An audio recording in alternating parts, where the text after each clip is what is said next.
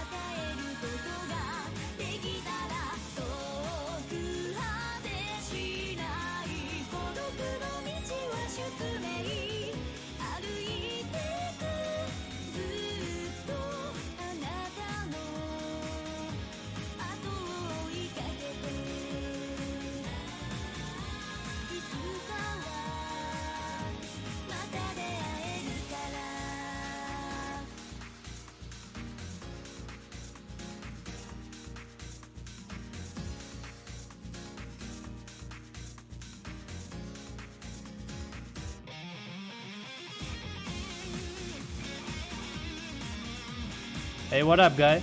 It's me, Fantarosida, your Tio, your favorite Tio. I don't know. Somewhat favorite Tio, probably. Let me pause this music. We got another edition of Melty coming in. And we got some late signups. One of those being Tumbleweed. You know, this is a seeded tournament. So now a motherfucker's gonna make me seed. Probably gonna be seeded wrong. But hey, I'm gonna try. Think about that. Should be fine. I don't think we got any late check-ins, so I don't need to take care of that. At least you guys are good with that. Can appreciate that. And yeah, so that's about it for me.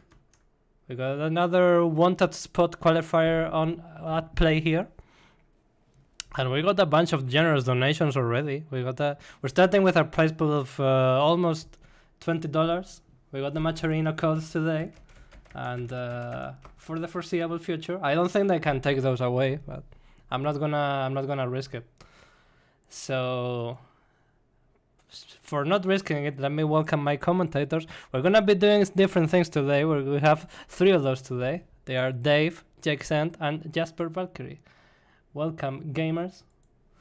What is up, everybody? God's chosen gamer here. It's your boy, Just Dave. And with me in the Thunderdome for Melty Blood is not only Jasper, but also Jake. Jasper, Jake, how y'all doing? I'm doing absolutely fantastic, thank you. Just, suffering a bit of psychic damage from that intro, but you know what? We are going to have some wonderful, wonderful games as always. It's always a pleasure to check these out on a Tuesday evening, and this is going to be no exception. Yeah, I very much agree with Jasper there. I am ready. I have prepared for this, seen the bracket, and slowly realized that it's good I'm not signed up because I would be O2 very, very quickly. So that's why I'm here to talk with you lovely people instead.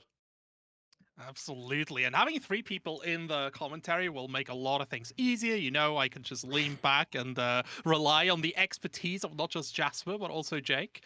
But yeah, there are, like you talked about the bracket a little bit, Jasper. There's a lot of interesting players and rather strong players too. We heard about Tumbleweed having signed on in the last second.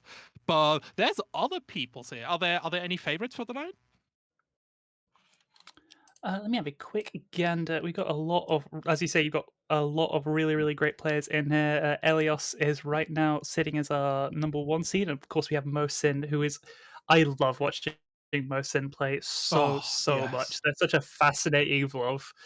They make that character look leaps and bounds stronger than they are, and I already think they're a lot stronger than people already give them credit. 100%. Mosin's my fave personally. Yeah, no, I think I agree. Do you have any favorites, Jack? I am a statistics guy. I'm going with Elias because Elias has won 40% of the multi-blood events we've run. That's where I am. Until I see that start to not happen, then I am leaning on Elias. But outside of that, honestly, I'm not sure if it's a favorite, but I'm excited to see Moss. Another player I've seen around a bit plays Shiki. I think picked up Tono for Akiha for some matchups. So they're an interesting player, and I've enjoyed watching them. Moss is a CL predominantly, but they do have Moss is a CL that main. Is the main, yeah. Yeah. I am a bad brain person. So yeah. No, I've just mostly watched them play against Love, where they bring in the Akiha all right. to cover up that matchup. So that is why that was in my brain like that. No, for sure. That is nice. Yeah, for me personally, I'm really excited to see Sigurd. I've had the pleasure of seeing Sigurd on the 31st over on Gibbs's channel, and it was an absolute pleasure. So I'm looking forward to seeing them on screen again. He has an absolutely devastating saber. I think the best in Europe for sure. So being able to see Sigurd tear through this bracket is going to be exciting. Yeah, especially we don't see a lot of sabers around here in Salty. So I can't wait to see more high-level saber play, because it's a character that I feel has a lot of potential, but I don't see a lot of people actually abusing it. Definitely. It feels like they're a character where I'm like, when I watch a saber, I'm still not super sure what I'm about to see whenever the mix begins. Whereas a lot of the time, it's like, obviously, Melty's been out for over a month now. It's like, okay, I understand what the mix-up is. I simply will not block it. With Saber, I kind of don't even know what the mix is gonna be sometimes. She feels really underdeveloped in Europe in general. So you talked about knowing what the mix is. Like for Saber, she has such a straightforward kit. Which mixes can even come into here? Like the patch hasn't come out yet, right? No, not just yet. I don't believe at least. But yeah, no. I think Saber is one of these characters that seem very, very straightforward until you give it to a player like Sigurd and just suddenly get completely trucked, not just by the backsway, but I think what Sigurd does best, and we'll see that in the upcoming match, like we're going to Narukami versus Toodles first, but next match is going to be Sigurd, and what we'll see there is just his usage of jumping crease C for these ambiguous cross-ups are actually cursed. Yeah, that JC might just be one of the best singular buttons in the entire game right now. It is so huge, has cross-up potential, obviously is a charge C in its own right. That alone makes it one of the best buttons, but then, like, it's really scary. It really is, and I have gotten rolled by it a lot, and it's so hard to deal with when it's approaching you, so I can't wait to see how the Sigurd will use that. But what I really can't wait to see is how will this first match will play out. Because we have Narukami on the regular Akiha and Toodles on the tag mates. That is not Akiha. Arcwade. He said Arcwade. I meant regular. So that's why. The regular. It is not Serafuku Akiha. It is regular Akiha. No, I think it's really interesting because there is so little regular arc in EU. I have commentated maybe like 3 or 4 sets of the character since launch, and they're so cool. They're my personal character, and it's really hard to find players of this character right now. It really is, especially regarding how strong they are. Like, there's a little bit of a debate going on whether you even want to bother with Arc if Walk exists, because Walk just has so much better mid-screen control. But I think Arc is such an excellent bully, and that's such a strong ability to have in this kind of game. Mm-hmm. Yeah, and I also just think they're different characters, right? Because Walk is a way more mid-range control base, I feel. Whereas Arc just wants to get in your face and kill you. Yeah, I think it's on a similar level. There's also been a lot of discussion of like why play Arc when you could play Shiki, because they have a lot more similar mechanical aspects, and obviously Shiki's pretty damn good. He's pretty good. Ton of good. Yeah.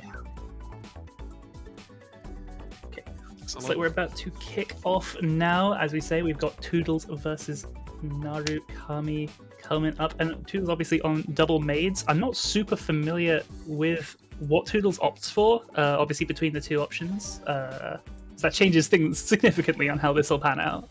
It really, really does. Yeah, we have Elios, who mostly runs the history point, while we have a lot of other tag mates who try to opt for the Kohaku point to get these absolutely cursed Oki situations. So we'll see what we can do. Those things are truly demonic. They're a little bit hard to set up at times, but they are literally inescapable outside of using your MD. There's just nothing to do. It is so scary. I mean, even if you do activate MD, it's so difficult to see sometimes. Even though, there's just knowledge checks abound, right? Toodle starting out incredibly strong, uses 236C for the overhead, and again, this is exactly the Oki that we were talking about here. Yep, but some really nice maneuvering from Narukami, going to get the corner and escape at their own right. This is going to be a real lot of damage. If there's one thing that Arc does, it is just obscene amounts. The tech chase! Throw a block wall, let's interrupt the by the parry. Nice. We see follow-up from Narukami. Yeah, goes for the overhead, but no dice. The cactus comes out and is going to just sit underneath Narukami as they come down. There was so little to do to get out once they'd committed to that tech option. Really, really nice coverage from Toodles. Alright, big question there is, does that counts as a grounded attack? What? Somebody beat Jump C from Arc? It's the thing, JC is great unless it's against one of those charged JCs that have flash frames. It will lose to those. And Kohaku is blessed with such a thing. Do you see these restands? Like, Toodles just gets them in the mid-air with the A-tree, and then It's so weird to see Art crossing up because it happens so rarely, but it is possible with those incredible jump normals she has. It's a little bit tight. Oh my god. Toodles just keeps reading Narukami's offense perfectly and blowing it up at every single turn. Simple 2-0 for the mates. I mean, 1-0, the first game, but... 2-0 in rounds. 2-0 in rounds. Yeah. Two straight rounds. It's not over just yet. Please let me see some arc, just a little bit, just a smidgen. just a wee bit, just a wee I bit. love his character so much. Give me the opportunity. Oh, I love his costume as well. It's so pretty. I like it. Like the muddy blue hair. This is prime. This is prime gamer girl arc right here. Yeah, it's kind of got a cooler diamond kind of vibe in here. Oh, it does. Oh, unfortunate. Yeah, a little bit too far from the corner for that B follow-up route. Those fireballs, luckily not getting too much mileage out of, but immediately Toodles just gets another situation just as fast. They are being so consistent at finding these knockdowns with that C ender. Oh, Toodles ended up with the tap shield instead of the held shield, so Narukami was able to heat out free. Shield, the reversal shield gets blown up just by patience from Toodles. Unbelievable. Gets another restand on the corner here. Oh my lord, they just... What in the world? And another reshield getting punished by Narukami. They keep opting for these these reshields standing, and they're getting blown up real bad for it.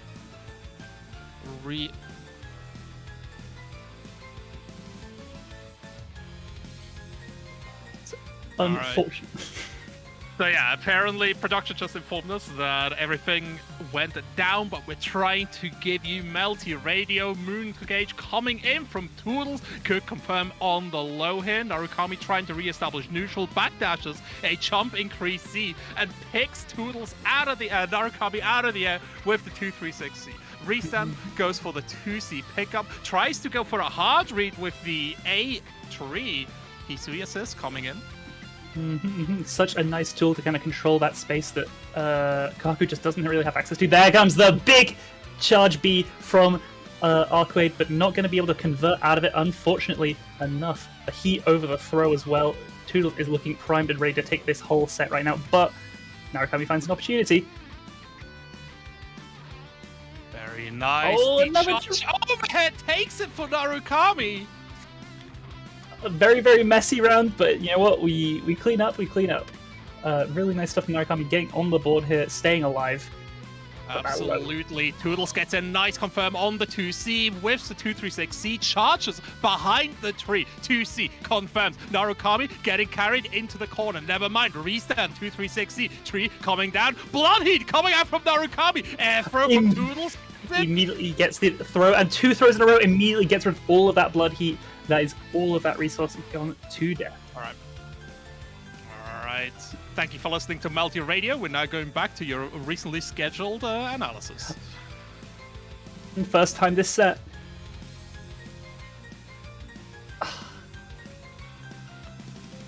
Very nicely played here from Toodles, being able to take Narukami in the 2-0 based Kamone. Thank you so much. It is I believe in y'all. These lobbies function. But, you know, we deal with it. That is why we do have the backup streams on Discord, right? Yeah, exactly. That's why we're doing it. But It's, yeah. Does it want to bring us back, or...? I think it crashed. Let's just remake the lobby real quick. I think that's the best. That's the best. So that's gonna be a curtain off moment. Let me unmute myself for the peoples. That's something we predicted last week. That's why Dave was also on the lobby, and that's why he was streaming. I just didn't thought it could actually happen, but it did happen. So we're gonna be ready for next time. Don't you worry about that. Hope there's not the next time. But Let me just close the lobby. Hey, at least it was a 2-0, so we didn't have to like keep looking at the fucking bootleg Discord stream. So. But Panto, you said It for the happens. people. Something people can do for the people is we have Maturino codes now here at Melty. Yes. So Yes! you can go there to the link. It will be posted in the chat very soon. So you can go there, log in, claim a code. That's gonna be 30 cents added to the price pool for free. Or you can be cool like Sinbird, who went and did a whole bunch of sponsor quests, which also add to the price pool. So please go ahead and do that. Absolutely, absolutely. There are lots of ways to contribute without even having to spend a dime of your own money. Please do consider contributing, helping give this tournament a prize pot worthy of the level of play that we're seeing, because there are some truly incredible players here today, and they need that compensation. 100%, and one of these incredible players is actually coming up, right? I mean, two incredible players, really. We got Sigurd and we got Miowski coming right up, or rather Rev2 Enjoyer, as he has chosen to call himself recently. Okay. I was considering who that person was, but yes, Rev2 Enjoyer is an excellent thing, to be fair. But I like it, it's good, it's alright. I mean, Sin and Dizzy are both in that game, so that is a game to Those be are enjoyed. downsides, yeah, it's fair, it's fair. Yeah, no, there are literally zero downsides. Download Rev2 right now and play it online. Don't do that. If you're go play it. I'm not sure how, but Play it in certain circumstances. play it at your local, actually. Do that. Definitely do that. Good idea. And then realize that you could have been playing Blast Blue Continuum Shift all along and play that instead. But you know what you could Yeah. play? Melty Blood type Lumina, because we have one hell of a match coming up, especially with Sigurd's Saber that YouTube were talking big up. I have not witnessed that yet, so I can't wait to actually see it. And then Miowski, Rev2 Enjoyers, Karate Gremlin. Oh, I love the Karate Gremlin. Big fan of that Baji Juan coming in and just abusing every sense known to man. Just like all six of them are just like under assault when not Kahaku, wow, Miyako is on screen. It is Yeah, she even key eyes, like she screams at you to scare you. Like that is an incredible move. Like I learned that in my martial arts classes. Like I spent time learning how to do that in order to scare the opponent. She just picked it up naturally. So I can't see how she will get in on Saber here. it's the power of the night, you know. Ooh, I mean that's just running in, I guess, is the first step. Yeah. You know, both these characters are incredibly short range, but Saber does have a significant range advantage. Yeah, that sword, you can't really see it, but it definitely adds some range. It's a promised victory. Yeah, sometimes stabbing the opponent is just work. Oh, they just both stood there, and a Rev2 Enjoyer is now in a bit of a predicament. Yeah, I see a lot of just like people shielding in front of each other because it's often quite strong to be on the back foot here, but Sigurd showing no, sometimes being aggressive works. Definitely. Again, like both these characters really want to get into your face as quickly as possible. Oh, amazing stuff using that 2-2-C to immediately take control of the screen, but here comes Miyako with the offense, going to get the air throw and the cross-up situation. The shield actually managed to shield the other way. That's actually rather wild. Yeah, that's a burst makes up. I rarely the play on ult. It's a lot easier. Goes up, gets the air throw. You don't want to press buttons. Oh, for sure. You can't really press buttons into it. You have to just kind of pray. You can do a late shield a lot of the time. But this is looking really incredibly strong for Sigurd right now. The DP comes out, no meter to convert it, unfortunately, and that could actually be everything very easily, in fact. Yeah, Sigurd has just been like winning the neutral here and like getting more hits in neutral and then getting combos, right? Absolutely. And as we said, at the end of the day, they just got a sword. It might not, oddly enough, the sword might not be as big as some Tono buttons, but it's still going to be a lot bigger than pretty much any option that Miyako can put out other than the stomps. And those have not seen the light of day a single time in this game so far. Exactly, because the stomps, they only hit on the ground, right? So, Sigurd hasn't spending much time there, and Western Girl will not let him come down. Absolutely. As anyway, in the corner, so the cross up was very fake, and there's a block DP. This could be nightmarish.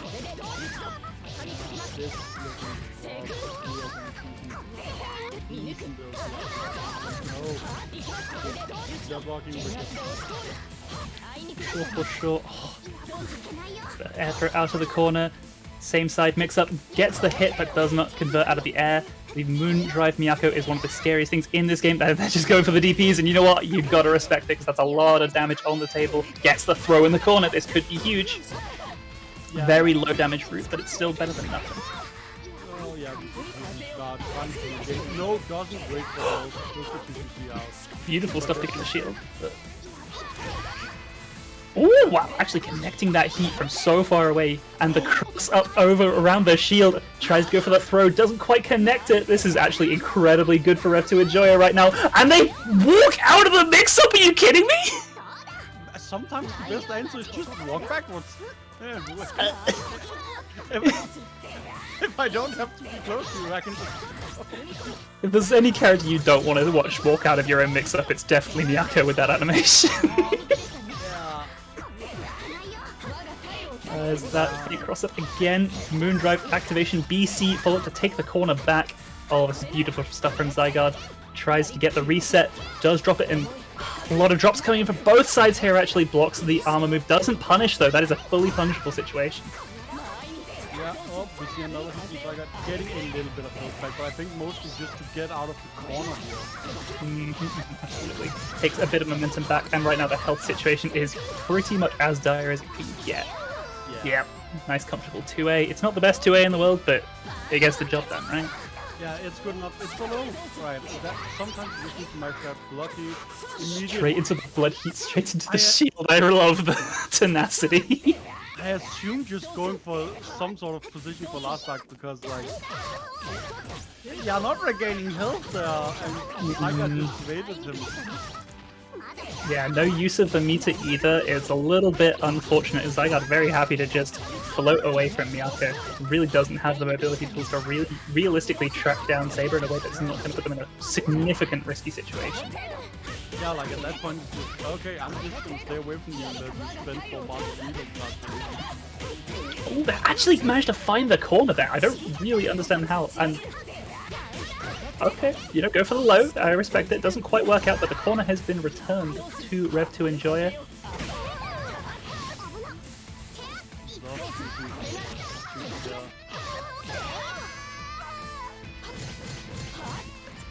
And he gets the kill. Right, yes, gets the kill, and that's it 2-0 to Sigurd. What a great play here. Although, like, I gotta commend Rev2 Enjoyer. Like, he keeps finding these tiny places where he can squeeze his Miyako in the corner. It's always so impressive. I was gonna say, yeah, that one cross-up that they found in that final round, I genuinely didn't believe they could find it, and then they just slot themselves in right under to the side of Saber, and I was never gonna block that. I'll never block that once. Nobody blocked that. Because, I mean, the corner you can cross an up in there, but no, apparently. And I think it was just like very small movements from Sigurd that allowed it or something, but damn, no one expected it. For sure. What a great match in general. Like, were you excited? Like, were you pleased seeing some Saber gameplay there? I think it was you, Jake, right? That was really hype. I hadn't witnessed like a lot of high-level Saber yet, so seeing Sigurd come in here and show that off was great. And yeah, I was impressed seeing what she can actually do in the hands of a competent pilot. Absolutely. And I think competent pilots is kind of the topic of tonight's stream plans, because for the next match we got Terutas up against Teeps. Ooh, good lord. Yeah, I know, I thought the exact same thing. Like, oh god. Yeah, Teeps all the way down in 14th seed, going to be running up against a real scary opponent only in their second round. That's a good indicator of just how stacked this event is. Because Teeps is fantastically strong. Yes. Like what I really enjoy watching Teeps' Tono, just the way that he moves, the way that he takes risks as well. Like Teeps is a very considered Tono in comparison to Terutas, who's just like violence, and more violence. I feel like I'm just seeing their little chibis in the lobby, and I feel like it carries that exact right energy. What you're describing. One looks so wholesome, and then I see Terutas, and it's a demonic creature. Good lord. He's just going in, and he's like, "Hello, I'm gonna beat you to death." But yeah, it's Terutas up against Teeps, a Tono mirror, and that is going to be so exciting. Are you excited too? Yeah, honestly, because a lot of Tono, right, is a very basic character. So you're going to see a lot of the players come through, and I can't wait to see how this is going to shape up. Yeah, absolutely. I love Teeps' skin here, just the blue eyes going nice. Both players opting for the BC Clash, not wanting to get into any early guesses if they don't have to. Tap Shield gets blown up by the unblockable, and Terutas just cruising ahead with his aggressive playstyle. Yeah, he saw a opportunity to get a hit and during his sliding to went for a combo. And BT follow-ups from both jumps, he's from both health, and Teeps is going on the advantage. Nice 236C. The Moondrive, forward Moondrive. Look at these rebeats too from Teeps. Again, like Teeps just playing so compact, so close. 236B coming in, giving Teeps the pickup that he needs. 236C for the ender, tries to go for the tech chase, but Terutas able to tech out early. Yeah, we can oh, really that's huge! Peaks of the boundary, and we can really see these players come out, because we very much feel that Terutas is the aggressor here, whereas Peaks is being a lot more conservative, and it's interesting to see. Got him. Yeah. That was so good. But yeah, Teeps at the moment in a commanding position, even though Terutas has the Nania install already, so he is definitely at a small technically out an advantage. But I think he's really started to figure out Terutas' stream. Oh no, he runs right into that sharp seat. Yeah, but again, the Nania install gives you a few attacks that are useful for surprising your opponent in neutral, and you can see that helps in block strength. It is not that he goes wide, and Teeps goes for the full punish. There's the Nania install for the second round, and we're gonna have an unleashed final round. That is some good stuff from not from Terutas' side, right? He needs to get it out as well, or else. Oh my god! I like that a lot. That's good. Terutas taking to the sky a little bit more now, but in the end, ending out the challenge up against Teeps. Oh my god. Did you see that? He just used the 5 A's to keep getting a little bit more corner carry. Yeah, that is some good stuff to see when it's like, okay, I can combo here, but which route should I take in order to get more? And oh my god, the run under, that's so good. It's alright. Moondrive DP cutting through Teeps' offense. The ender gets a short charge, keeping Terutas' moon gauge, Teeps' moon gauge nice and low. The small charges are like a big thing you see in great players. They're like, okay, what small advantage can I get? And there's the heal to get out the corner, but Terutas is keeping him in there, and there's the unblockable. Beautiful unblockable here from Terutas, taking the first game over Teeps. But again, I genuinely feel these two players are evenly matched, and we will see some adaptation from Teeps right now. Yeah, I think I agree with you there, and I think we are gonna have to see a bit more aggression from Teeps. I think especially in the neutral, we're gonna see, okay, I can't just defend here because I will get opened up. I need to try and get you back. I mean, every single block string that you have to hold. Oh no, when on the tap shield gets blown up by Terutas! Disgusting 236Z gets the pickup this time around. Moondrive activation, double jump for teams. But Territus just waiting on the floor to blow him up. Look at all this damage shake. Yeah, this pain is killing him. He has no care for his clone. Oh, that's a steel key follow-up. Who does that? Who does that? Teeps does it, and Territus suddenly in a bit of a predicament. Uses the heat, beautiful positioning from Teeps.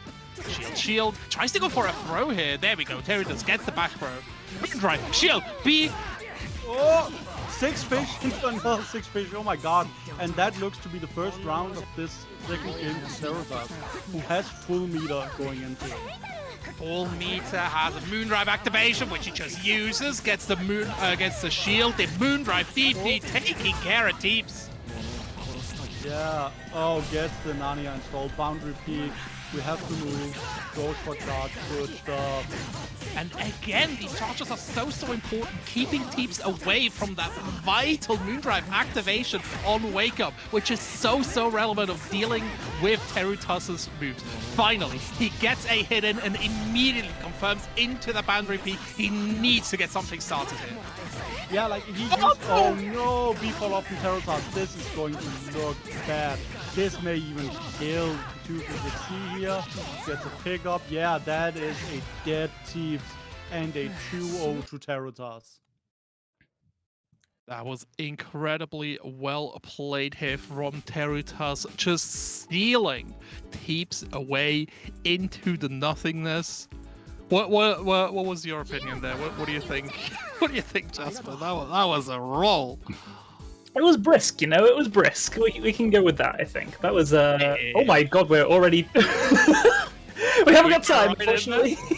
Oh my god! All right. Elias and Tumbleweed are not giving us a moment to breathe. I'm going straight into another game. This time, Coma versus Maids coming in real nice. I love watching Coma because it's honestly so stressful. Yes. Coma is scary, and I love seeing him murder people. Absolutely.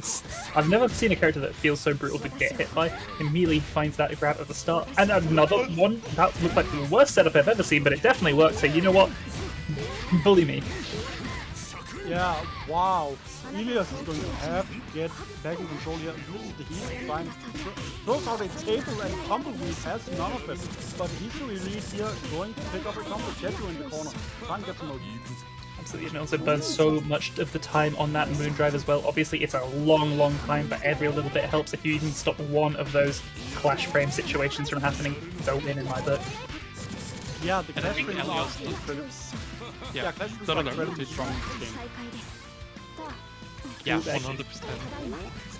It's all coming in. Elias throwing Tumbleweed here, and I think what Elias does better than any other main with his sweet point is exactly this, right? Like Elias just can control the battlefield so excellently. It's so nice. Really incredible stuff. Just immediately nullifying that install, which is honestly one of the scariest options in this whole game. And the audacity. The sheer audacity of Tumbleweed. That mix-up was so opaque. Incredible stuff. Sometimes you gotta do it to him. Absolutely, just like you gotta hit him with that check, carried him right into the corner, set up the bench. You know, you hungry? Oh, I love the patience to wait for that TP. Again, like what Elias does better than most other Hisuis or point Hisuis on that matter is just being able to control as many options as possible. But Tumbleweed just going through, like there's a reason we call him the truck, because he just goes through all your precautions, breaks them apart.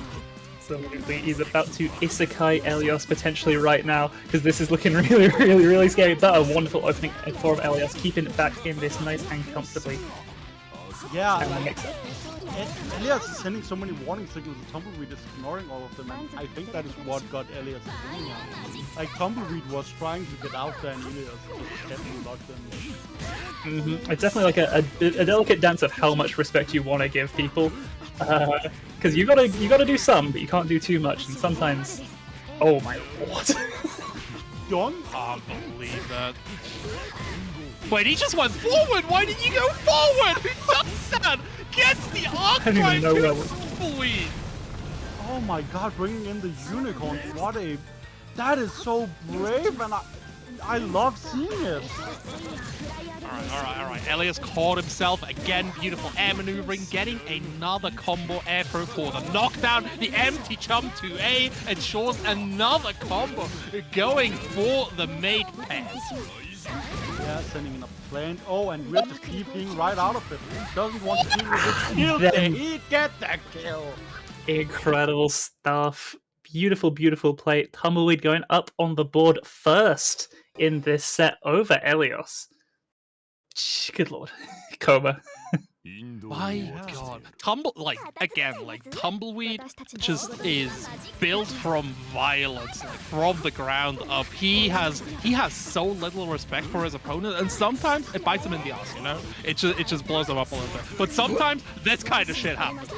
Absolutely. It's just like it's the grappler thing classically, but Koma has so many more like traditional character options that in tandem with those kind of grappler tendencies that I've never seen a character that I'm more afraid of than You this. see that?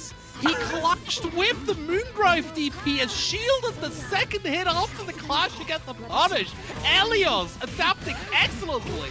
Oh my god, you can combo with that.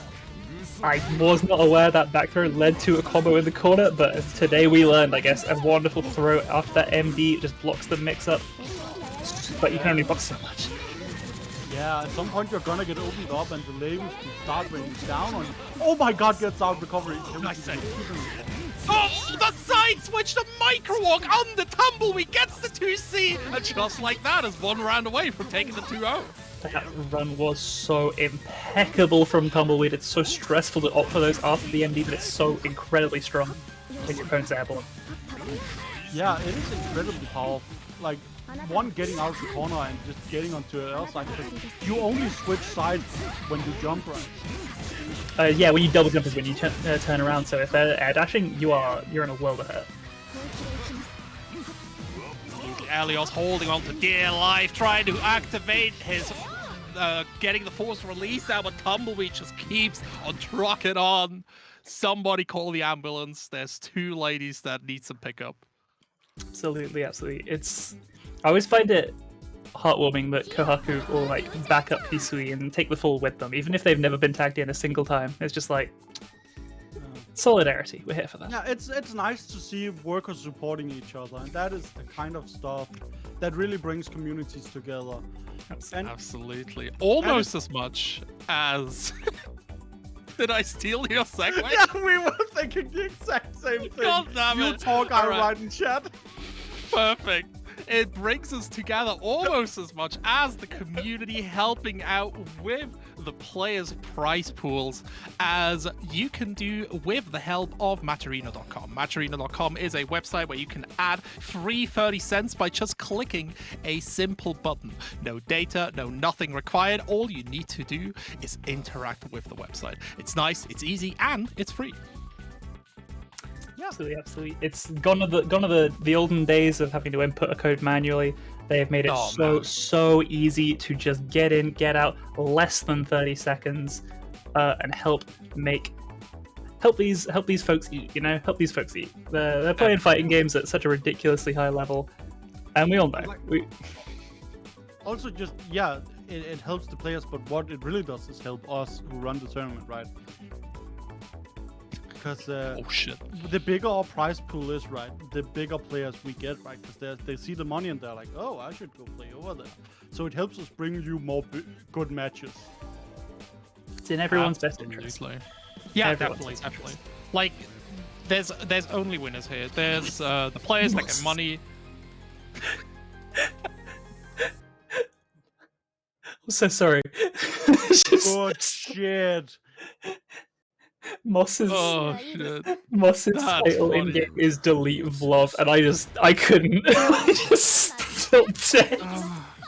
It's Moss up against Mosin, and let's see what Moss does, because Moss specifically has the Akiha to deal with Fluff, but Mosin's Fluff is so damn scary. Like, he has to confirm on block, and for some reason Mo is one of the few Fluffs that can just escape knockdown situations. That's the thing. A character has so few options. They don't have the wake up buttons that everyone else has. They don't have the as good of a Moondrive, but they just get it done. It's incredible. What? Again, like, how do you do that? He just has such good control over the universal mechanics. In the end, he's still gonna lose the round, but you know. Not quite just yet, though. Oh my Another god, I thought that would kill. I think it definitely could have, but we just kind of opted for the reset situation instead for Moss. Taking that first round quite nicely, though. Like as you say, Mosin is doing a great job on defense, but they have only been on defense so far. Definitely. I mean, again, like, you want to be on offense as flop, mostly as full screen, because at mid or mid screen or close, you can't really get all that far. Nice shield here, interrupting Moss's jump in. Gets the charge too. Oh, the 2-3-6-C to catch Moss landing. Let's go. That is completely unblockable if you're not familiar. Once you block that fireball, it is a guaranteed hit for Love. It's one of the nicest things that they have in their arsenal. So good. Another hard knockdown. Force Release coming out, so heat is activated. Oh no, DP's right over. And Sid, if he doesn't drop this, there we go, gets the round. Ice Flop is so incredibly powerful. I think the fireballs are so much better than the flame ones. Absolutely. It's nice to catch them hands, but those ice bolts are so huge and they're so fast. It's so damn good. Moss is doing a good job though of like just varying up his offense. Oh, Mosin putting himself into the corner slowly but surely, bullying himself out. That 2B was disgusting. Gets the full pickup into the 2-3-6-C, getting a hard knockdown and some opportunities to charge as well. 2-3-6-C after another unblockable setup. Moss suffering. They got so much juice out of that charge. That's honestly such incredible optimization of their positioning, and Moss has to find a way in because they really have not had a chance to play in a damn good minute. It's really rough, right? Oh, the beat follow-up! Catching Mosin in the act! Gets the activation! Oh! The chase! No way! It's fine. There's still an opportunity. The tendrils pick him up and giving Moss the first game in the set. Incredible stuff. I think Mo Sin thought that they had the double jump available and didn't, ended up backdashing straight into that DP from Moss. Really nice stuff. Taking that first game in a versus the character that they definitely aren't seeing a huge fan of right now. Absolutely. Jump in, Moss patiently waiting out Mo's jump shield here. Moondrive activation, gets the beam, late BC follow-up, but Moss was prepared. Rebeat going in here, and now the Affliction starts coming in with the Fireball. Good to be punished from the side of Moss. Gets the pickup as well, and this is going to be a lot of damage. That was a beautiful scoop. Just as Moss took to the skies, they were immediately had their wings clipped. That was so crisp timing-wise. Absolutely. I really like these, like after 2-2-C, you get a hard knockdown and you can do these ambiguous flow cross-ups, and I think Mo is just so good at them. Double 2-3-6-C, gets another pickup, the shield recovering a minimal amount of health for Moss, but giving him another lease at life. 2A coming in, rebeat for the reset. Beautiful pick from Mo. Oh my god! Oh, the B-follow! Okay, boss, let's go. All you need is one bar so you can heat. Another combo drop here, not what you need, but they find the overhead! This is absolutely monumental amounts of momentum. And they find the roll as well! They go on set point! What did I tell you? Moss is wild.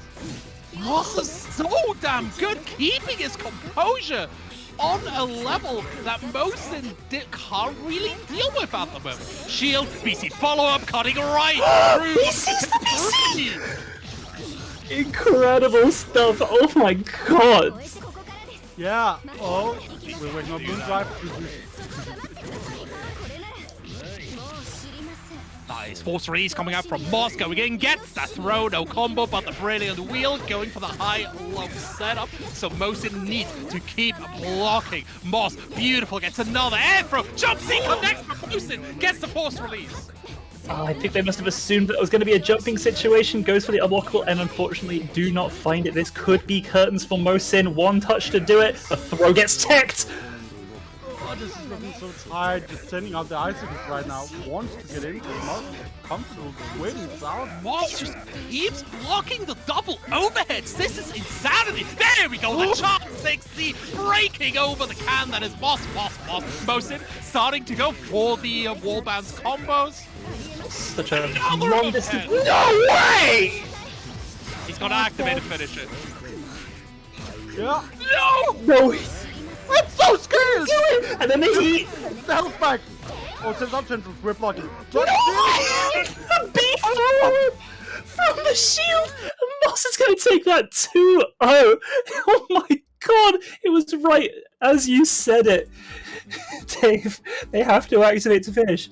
And then they were left with literally the 1 pixel. And that's literally as far as the story goes. What an incredible showing. I want to remind you, that is Moss's pet secondary, specifically only for this matchup. It is so hard to have a character when you're playing a character like that in that position. It is so hard to have all of your habitual play ready and waiting at all times. That was such incredible stuff.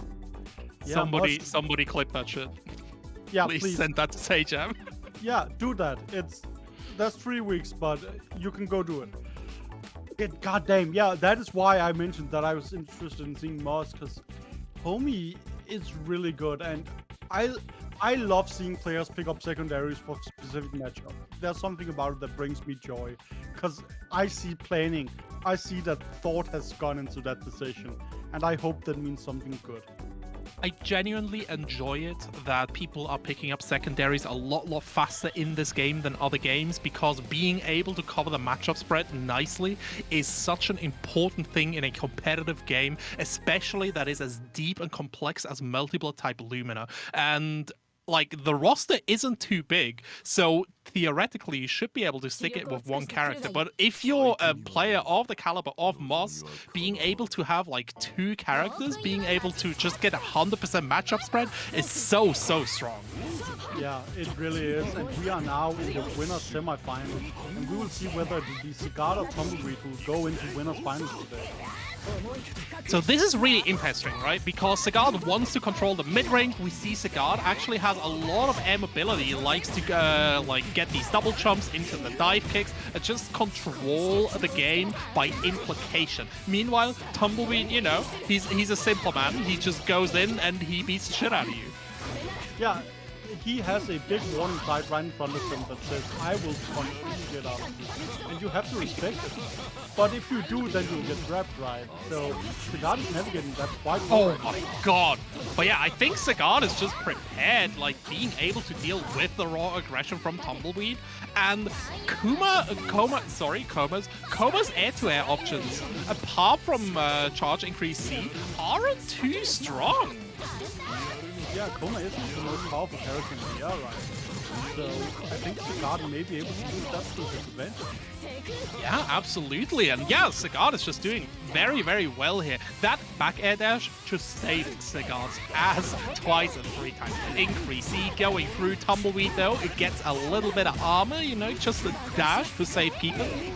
Yeah, but like, what really was big there is Tumbleweed going up. Oh, what jumps in Sigard! The genius! Seeing what's happening after the Moondive Excalibur! Our great finish for Sigard takes a 1-0. Damn, evaded the Guard of Death there. How in the world is this what we're watching right now? Because we are the luckiest people alive, god damn it. I like the use from Sigard with the super jump here. Like, at any point, Tumbleweed just needs to be able to deal with the superior normals. DP going through the dive kick, letting Tumbleweed land and blowing up Sigard's shield. Excellent. Sigard in the corner. Oh, just breaking out with the armored backswing. Yeah, that is a powerful option here. So I like it. Get off the corner, get back to mid-screen where you want to be, and doesn't stay there for a while long. This is level 3. Tumbleweed, like, shielded low, stopped shielding, and Sigard still went for the IAD overhead. Yeah, Man, sometimes you gotta go do it. And sometimes you gotta finish with dive kick. And this is semi-final point for Cigar.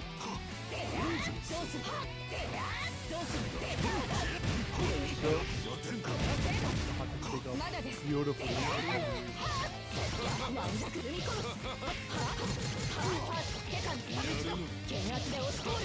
Yeah, I think 60 CG, stuff, side switch, steal the fatal counter. Excellent. Very nice. He gets the side switch. Nice. Air throw, side switch. But Tumbleweed does not care. And we've talked about this before, right? Like, Kuma's wake-up options are so nice, and he doesn't really care about the side switch because it doesn't matter whether it's 214 or 236X. It's just good, right? Yeah, it works. Like, either I'm gonna hit you, I'm gonna grab you. I don't know. You won't know. Let's see if you can defend, and in this case, Sigurd absolutely couldn't, and Tumbleweed is looking to get a game here.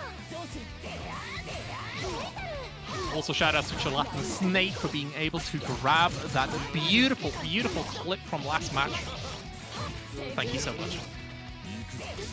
Yeah, oh my god, the side switch here, Sigurd. Oh, he's blocking. Tumbleweed trying to get some back throw.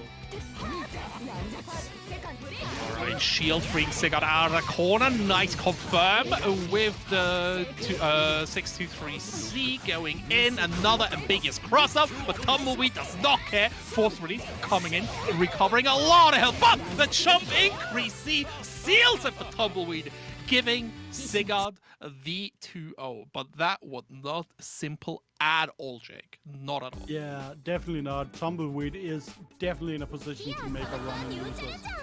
And yeah, that is a position in winners finals for Sigurd, and I think up next we are figuring out who is going to face him there. Very much so. We've got Moss versus Terutas coming in. So that's most likely going to be CL versus Tono, if I'm not mistaken. That should be a great time. I think so too, yeah.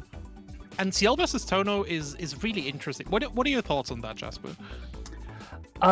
They're both very, very, very, like, obviously Tono is a very, very simple character. He's, you know, in your face, run this incredibly strong mix-up with just this incredible jump in JC that just controls so much space, and then we have these huge normals. And CL has a lot of those same things, but in exchange of maybe them being a little bit weaker, they have this fantastic long-range game. It looks like we're actually going to be Akiha instead right now, from Moss sticking it out. Yeah, Gura seems to think that Moss may have been going straight on the Akiha. So I see it. Akiha is a very strong character in this game, so I can't wait to see what Moss does with her. For sure, for sure. Absolutely, yeah. No, I think Akiha is like, I like both characters. I just think that Akiha has way stronger Oki and more threat in her block strings than CL. So I feel that Akiha is a stronger choice overall. But you know me, I'm one of the few like defenders. Oh my god, how did Moss navigate that? Luckily, out of that Moondrive situation, but good lord. Yes, very nice. Terutas using these long boy limbs here to clip Moss and get a little combo going. Yeah, definitely a good one. So yeah, go the unblockable hits. And Moss is out of the corner after that. Nice. Yo, the movement from Moss.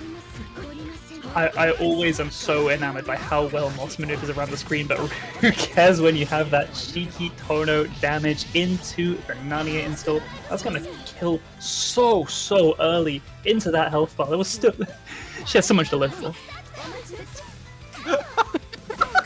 She definitely did, but not anymore. Not after 20. Definitely. Oh my god, the stanky leg as well. Terutas again. Like what I love about Terutas is just that he keeps opening people up left and right. Yeah. And I think it's very good because Akiha isn't the greatest character on defense. She doesn't have too many tool sets. I think it's a smart character to just like, I'm going to be on top of you and you're going to have to be. For sure. She's one of the only characters with a DP in Moondrive that isn't jump cancelable because obviously you stay grounded during it. It could definitely be a struggle out there, I think. Nice.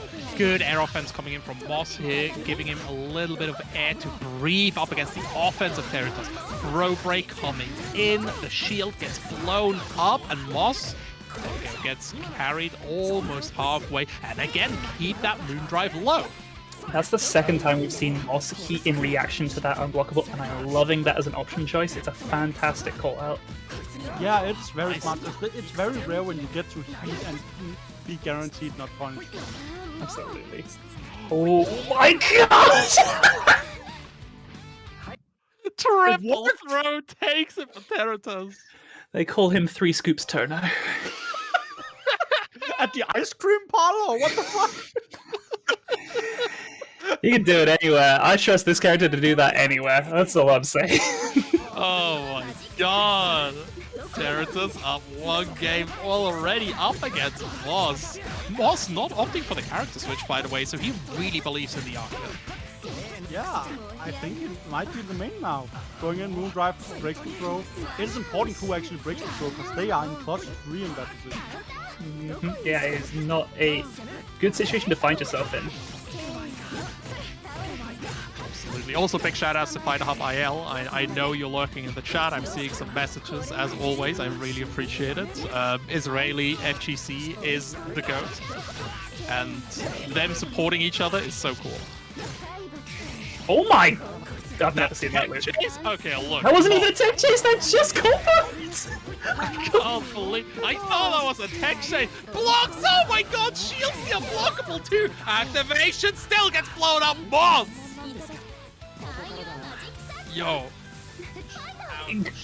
He turned that the fuck around. Oh my god, and starts all off to a combo.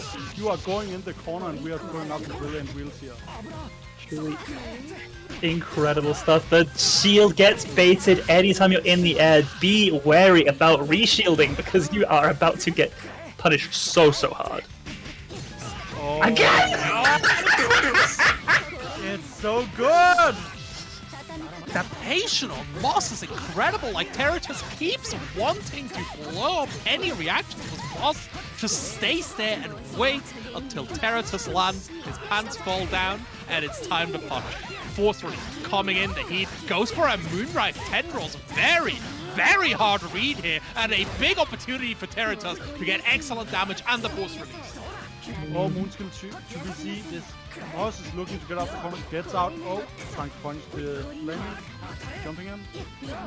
Yeah, it's looking pretty even right now. This could go either way right now in this round. There's the wheel. Oh, she's not opening him up right now. Oh, Beautiful tip throw with the reverse. Jumps in. Oh no, fatal counter on that high shield. This is a round to Theritos. That was absolutely so close to being Moss's round. That tip throw was incredible, but one opening is all you need. It really is, and Moss is trying to get the most out of that one. Puts him in the corner, going for whatever he can right See, Moss is looking so comfortable now. Like, I think he just figured something out about Theritos.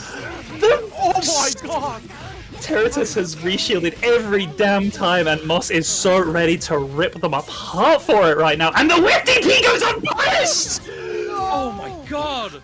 We're going in. Overhead, second overhead, third overhead. All blocked by Theritos. Gets the Moondrive activation, double overhead again. How? Finally, Theritos gets opened up. Moss gets thrown in the corner for his efforts.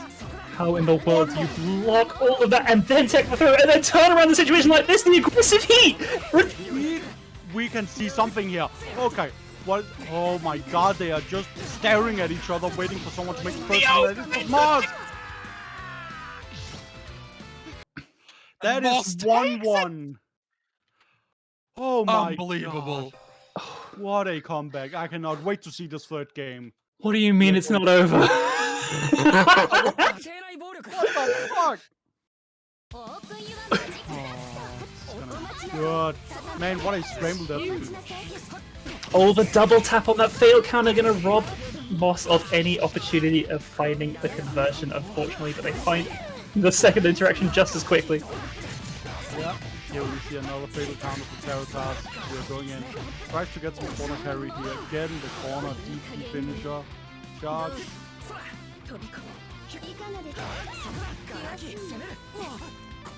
We're going in slide. Excellent. Oh my god, we're back in the screen. Trying to find an opening. Spoon drives over Territus, keeping on the floor, being able to punish the landing frames. Moss put into the corner, launched up, gets the air throw, forced release, is shielded as well. Territus is back on the horse. Actually got frozen out so hard. That is such a dominant way to go into this final game, round 2 right now. Territas looking to take everything here and now. Yeah, pick up after 2 succeed. It's excellent going. And just trying to keep Moss locked down, but when she comes to get the change. Oh my god, he's locked! Such an ambiguous jump in, and even when you block it, the threat of the throw is so real.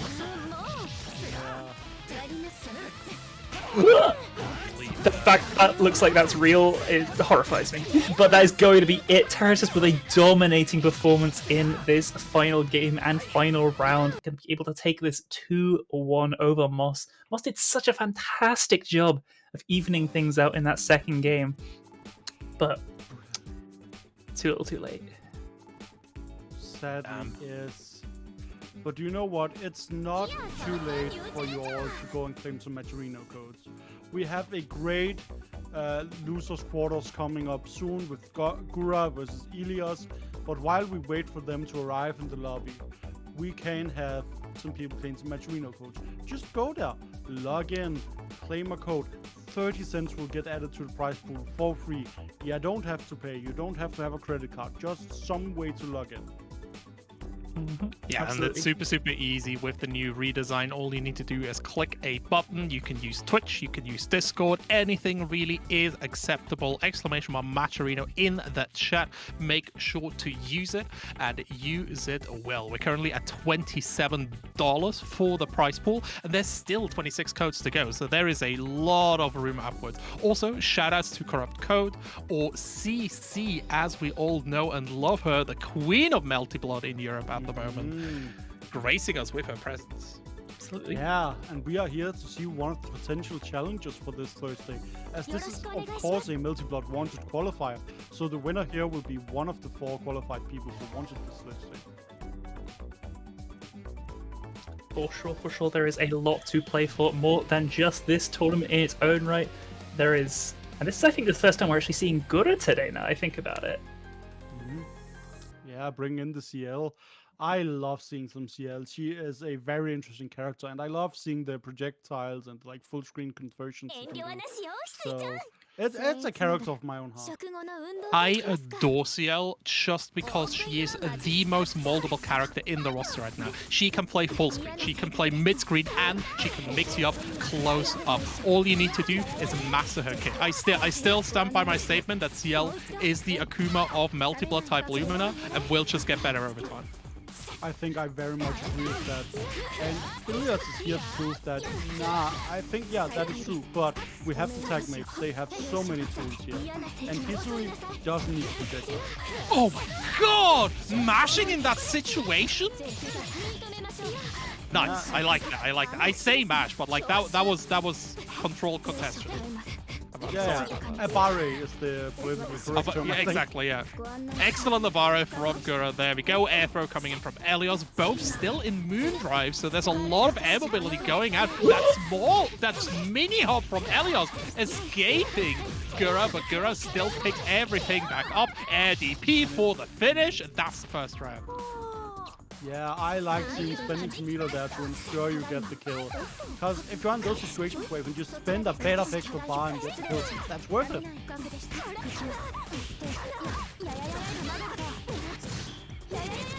Absolutely. Elios pulling out the ladle, you know, feeding Gura an amount of curry. We are not quite sure, but I don't think he's going to like it. Gets the full launch into the air throw, goes for the reset. No disgusting Oki here. Just classic high-low mixer. Yeah, and you see Gura, he gets some health back, try and get out of the corner. Slowly contesting his way out. Gets the hit in the air. We are now out of the corner. Back in though. Gura keeps fishing for these fatal counters. Elios not biting, but Gura just creating space, you know. Gets the dive into the 2A. Full confirm as well. Into the hard knockdown, I would assume. There we go. Projectile Oki shields the heat. Waits it out too, so he can do the full damage combo. And waste as much of Elios's heat time as possible. Activation into 2-360 on the ground. Gura is actually goated. I'll never Wow. be able to get over just how much you're able to get on that OTG. It is such a boon for CL. You can do heat, you can do full combos, you can basically do a full, you can do that. There's so many options available to you. It's so fantastic. It really is. That 2-360 is a great tool. I'm always like amazed when I see Gura play because again, like this character is so moldable. So every single set, I just see new stuff coming out. Yeah, Ciel really is a character with all the tools you could ever ask for. You just need to use them correctly, and Gura knows how to do that. Absolutely, but what Elios knows is how to keep Ciel on the floor because her wake-up options are not the best. Plus, Elios, again, likes to go for that history point to be able to get some simple but strong Oki. And if you pin Ciel down, her health not the highest, so she just straight up dies. Gets projectiles into 2-360 for the hard knockdown at mid-screen and no big mix-up opportunities. Elios staying patient, waiting for Gura to land after having exhausted her air options, but another air projectile saving her out of the corner. Double overhead was so crispy from Gura. That was so hard to see in the moment, and that might actually be the whole round off for that incredible stuff. Nice, and I feel like this matchup is so momentum dependent, right, Jake? Yeah, I very much agree with that. I feel like if Elias can just get a knockdown and keep the Oki running against Gura and guess correctly, Elias can just take it. But if Gura keeps dominating like that and keeps running the Oki on Elias, Gura takes it. Absolutely, we get the overhead into the dust reset here, and Gura just staying patient. Gets the re-jump after the moon drive. Shield, B follow-up, tries to air shield, but Elios staying patient, Absolutely. This is looking a little bit scary in the front. It's so hard to see. Even with the 2-2 DP that Gura has access to here, it's going to be really hard to live. This should be it here. Oh, doesn't even need to spend the bars. Ah, that Excellent. was so good. 1-1. Yeah, it's evened out. Now it can go to whoever. And again, this is losers quarters. You are out if you lose here. So I think there are nerves in play. 100% here. Both players, of course, are very experienced, very like veteran contestants almost. Oh, there we go! Finally, doesn't wait out the air shield. The struggle still goes the way of Gura. And to air again, these chump A's have been so valuable. Never quite understand quite how well Gura is able to negotiate those JAs with a mobility, like doing the backdashes into those JAs. It's just so crisp, and they just get to where they need to be without a moment's notice. It's just Gura- Melty and neutral. So good. Yeah, Gura really feels like a person who knows the feel of the character. He's like, okay, I instinctually know how I do this. I know how to get this overhead. I know how to get this combo. They know how to get it perfect in this game. And that is huge. That really has to eat into Elios's mental here. He needs to make something happen, but the table gets shielded. Gura already in a corner position.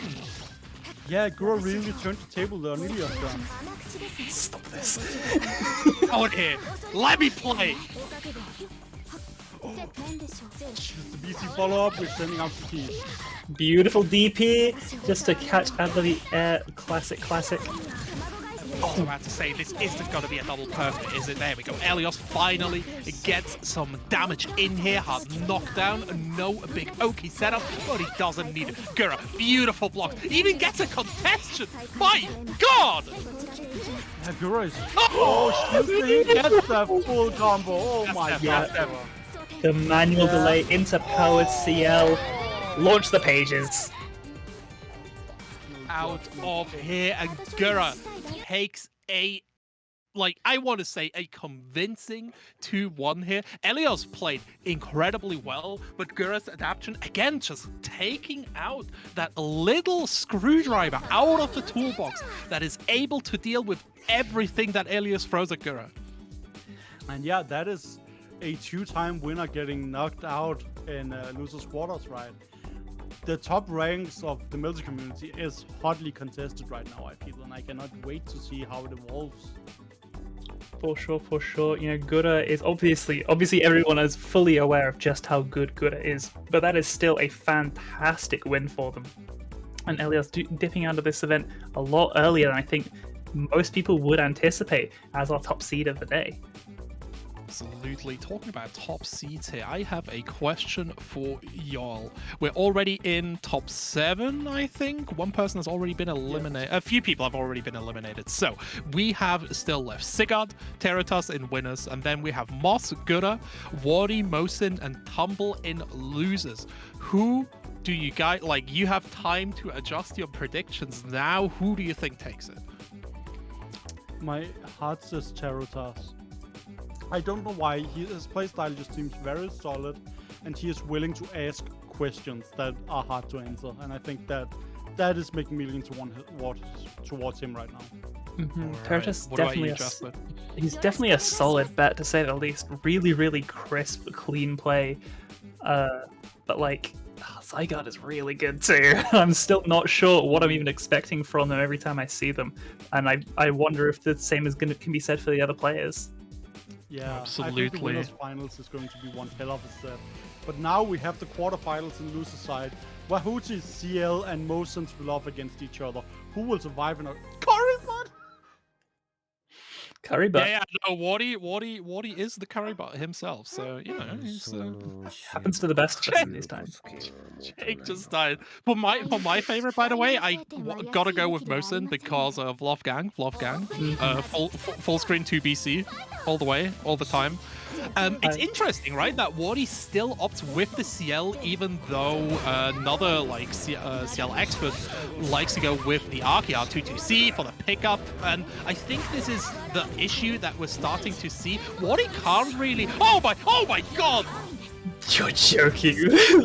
Yeah, that's how you know that this is a problem matchup for one of the two sides when we're already on this layer of like mind games. That is incredible. Okay, to explain why Mosin gets the most incredible air dash C is that Mosin went for a fireball, waited for the follow-up, and Wadi waited for the follow-up. 236C to full screen punish. Mosin activated Moondrive to cancel it, and Wadi immediately counter-activated. That is not a thing you do on reaction. That interaction, they are both intimately aware of that interaction. Good God, that heat gets shimmying the heat. Are you joking? Wahoo, you cannot make this comeback. What are you doing? No, My God, never mind. Get you away from Mosins. You actually jinxed that so hard. Oh my God. He was doing amazing. You can't do this, and then he immediately gets 2-8. I was right. I like that a lot. Alright, the 2-1-4. B into the 236C coming out from Wadi, punishing Mosin at full screen. And again, Mosin, one of the buffs that is actually able to escape these knockdown situations. Are you seeing them? Another JA. The player may change, but still some incredible stuff with that fatal counter, bringing them all the way back down to the ground, getting a bit of charge. They just grab all the choices to make. Sometimes it just works, you know? Overhead C, oh my God, yeah, you know, sometimes you just gotta keep up with the string. Mosin goes in, 2-2C into forced release, excellent move here, super jump, 2-3-6. And they don't get the punish though because they were blocking mid-air. They have a reduced opportunity window. God! The tap shield gets blown up by the 2C, chomps over the black keys. Wadi trying to navigate Mosin's maze of fire, but it's so incredibly hard. Professor CL with this lab coat is going to be taking this round though. Really, really nice stuff from Mahuti. What is going on here? I have PC follow-up, gets a pickup here. We're comboing. Alright, nice pickup with the 2-2B here. Gets the full screen knockdown, which is really important here for Mosin because he needs to recover that Moongate, because otherwise this exactly happens. They didn't believe in a 2A though. It was such a fantastic opening. And then once again, we've been seeing that so often as a wonderful, wonderful activation point for Moondrive, but it's such an expensive mix-up. You've got to make the most of this. The B follow-up caught knows. There was a JA crosser! I can't believe that. Chomp C here gets it. BC follow-up on the last black key, and Mosin takes the game! These players... Mosin had been in that situation before. He knew he had to BC follow-up there to kill. Oh my god. This 100% looks like the most developed matchup that we've seen today, where both players are doing such specific anti-opponent option tools over and over and over again. This is so gorgeous to watch. It's so nice going over the black keys with the air dash. C blowing Wardy out of the water. 2-2C for the hard knockdown. More ambiguous float. Evading the DP. Well able to punish, but still able to get some nice activations going. Oh my god, we saw the moon drives there again. Man, this feels like the 50s set in the first to 100 or something like that. They are. You're right, actually. It really does. They are playing so aware of what each other want to do. It's an intimate set. Oh my god. He gets the tight win. Oh my god. Man, Mahuti is really trying to get that health back. I can't believe Mo blocked all of that. Oh, Wardy blows up the expectation from Mosin here. The patience from There we go. It's incredible. For so long, and then they just aren't expecting that 2A to come out. Doesn't matter that it's a slow 2A, because if you're not expecting it, you're absolutely going to get knocked in the shins. Yeah, that's no promotion. Finally able to land that 2-3-6. Yeah, that is very strong because you really want to be on top of Lover. You want to bully him so he can't bully you at full speed. For sure. Be on top of Lover. Definitely worth remembering. It's really interesting. It's obviously both of these characters have really, really good long range game, but these two projectiles do not interact with each other, and that's what's forcing CL to make these really aggressive moves, because they will just lose that long range game. Nice. Mosin going for the heat over the hard knockdown, and I think he's paying for it dearly as Wardy just rushing in to stop that life regeneration. The whole shield getting blown up, and Wardy equalizes around. Very, very nice. I love the approach with just the black keys moving forward and then jumping in. That was excellent movement. The really high up BC. Those things can be really awkward to convert out of sometimes, but Mosin very comfortable, ready to go at all times. Gonna go for this mix-up. The DP saving our life right now. Yeah, very strong move. Yeah, the side switch is very hard because there's due to DP. Or kind of off correct, but it takes a little while. So you have to time your side switch correctly. But you don't have to time these combos correctly still. Oh, Wardy knew it was coming! That's some real deja vu on how the last set ended, with the heat getting baited and then going for the manual punish to close out. This is ridiculous. Wow. Game 3 of this losers quarterfinals between Melty and Mosin. What a set so far. Another jump A!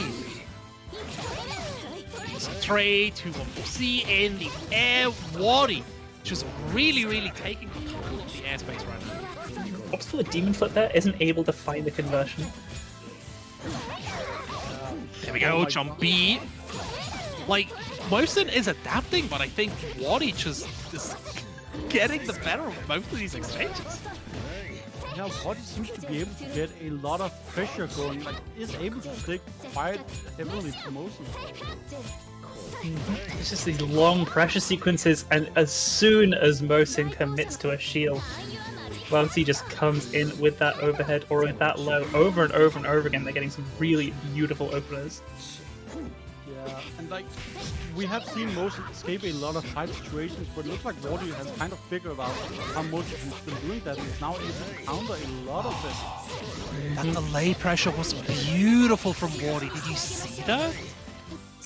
Gorgeous stuff. Here comes, oh my lord, beautiful blocks from Mosin, but can they find their way out? They can! Aren't able to convert properly, and the DP immediately steals all of that momentum right back. The side switch launch! Doesn't matter though, Wadi still finds an opening, and Mosin getting put into the corner with the hard knockdown. Gets an OTG. So wake Up, right, finishes it. Final nail in the coffin as Wadi fully shields it. It just ends it with, you know, a little pap. Yeah, All the B follow-up right there. What an ending to a great set. That was very incredible to see, because they were really operating at a high level for how short the set was, and that is sadly Mosin out of the tournament already. For sure, will be sorely missed. We love watching that beautiful, beautiful Vlov play. That's going to be it for them for now. It felt like they were near the end of that. There were a lot of times they got some really, really juicy hits that they just weren't able to quite convert out of because they were a little bit odd, and that's kind of what cost them. I think they definitely had the chances to bring themselves back in, but they fell by the wayside, and that's just how it be sometimes. Yeah, especially when you are like on elimination point and you are almost getting out of the tournament, right? You really have to be prepared mentally to get these fights in. And we have another losers match. This is losers semis, where we have Moss with the Akiha against Gura CL. So this is another one of these very tight matchups with two great players. This feels like a very, very rough mid-range matchup here. Gura really needs to navigate this carefully because, I mean, so against Vlov, you just gotta navigate through everything as well. But with Moss, with Akiha specifically, I feel that her air normals are just so strong, and she can just interrupt the momentum at any time with a brilliant wheel. It's just so difficult to work around. Yeah, absolutely. No, like DP oftentimes is just completely off the table, as is Heat versus Akiha. You really just kind of gotta block like it's every other fighting game sometimes. No one wants to do that. Yeah, exactly. You have so many fun tools to play with. Why do you want to hold play? So replay. Oh! Starting out strong here. Shield, PC follow-up, just drain a little bit more of that moon gauge. Gura staying patient, scouting out his opponent. Love the early heat, like get out of the corner, get in. Because I think Akiha right now wants a knockdown. Oh, so definitely. Oh my god, do you see these blocks from Moss? Absolutely. It feels like a lot of the time while I've been watching this game in recent times, people are not ready for rebeats, but obviously these two are players who are intimately familiar with those legacy systems of Melty, and they are not going to be falling for the simplest rebeats. You've got to do something real creative if you want to crack people open with that. Yeah, I think Melty has to like hold this out, but no, gets opened up because at some point that will happen, and this looks like a dead Akiha. That was such patient play from Gura. Keeps going for these overheads, starting to condition, and then, you know, just a little tap on the 2A, get a little combo here and there. Get the confirms. Gura is like playing this so compact. It's actually incredible. I'm still kind of stunned by that double cross up that we saw. I'm struggling, you know. Yeah. It feels like these the jump 2B loops that Photon can do sometimes. Oh, jump in with the load. It's an excellent combo here. This is where Moss wants to be.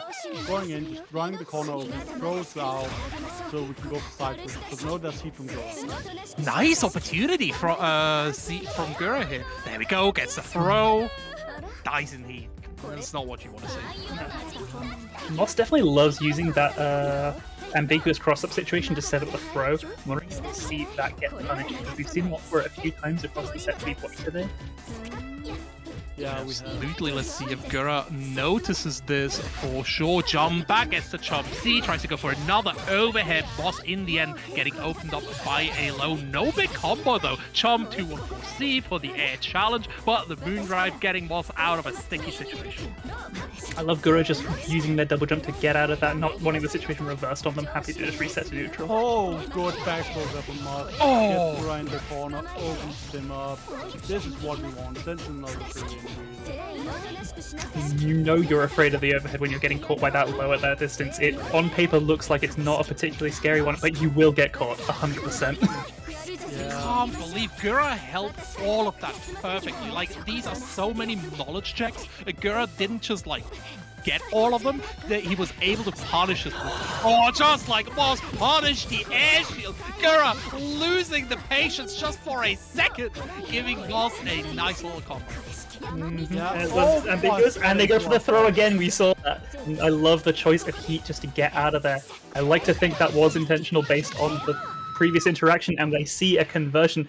you know what? She went all over the place. You know, she went all over the place. Oh, That was a choice, Gura. I like it. I like it. That's all we're seeing of Power TL this game. You know. You can hope. You can always hope. Yeah.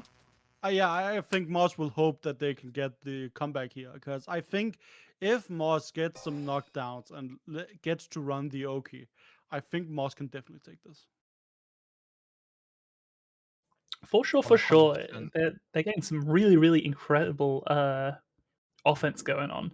And both of them are just doing so well on defense as well. It feels like Gura is just catching out Moss in like the final interaction in a block string so many times. One more hit of patience is all Moss needs to like kind of weather these storms sometimes.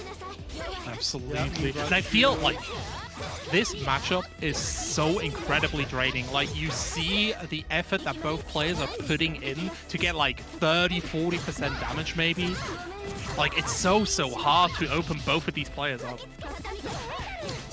For sure. All the overhead, juicy stuff coming in. Now afraid of that too low coming in from Moss. Gura's offense right now is looking incredible. Yeah, Moss is really running this. And Gura is just blocking. Yeah, gets the hit, tries to get off the corner. No, you can't regenerate health when you're on block from get thrown. I love the use of BC also just to keep that pressure going a little bit longer. That's one of the huge benefits of the corner. Really, having the corner in the game is a very powerful tool, as I think that is what led.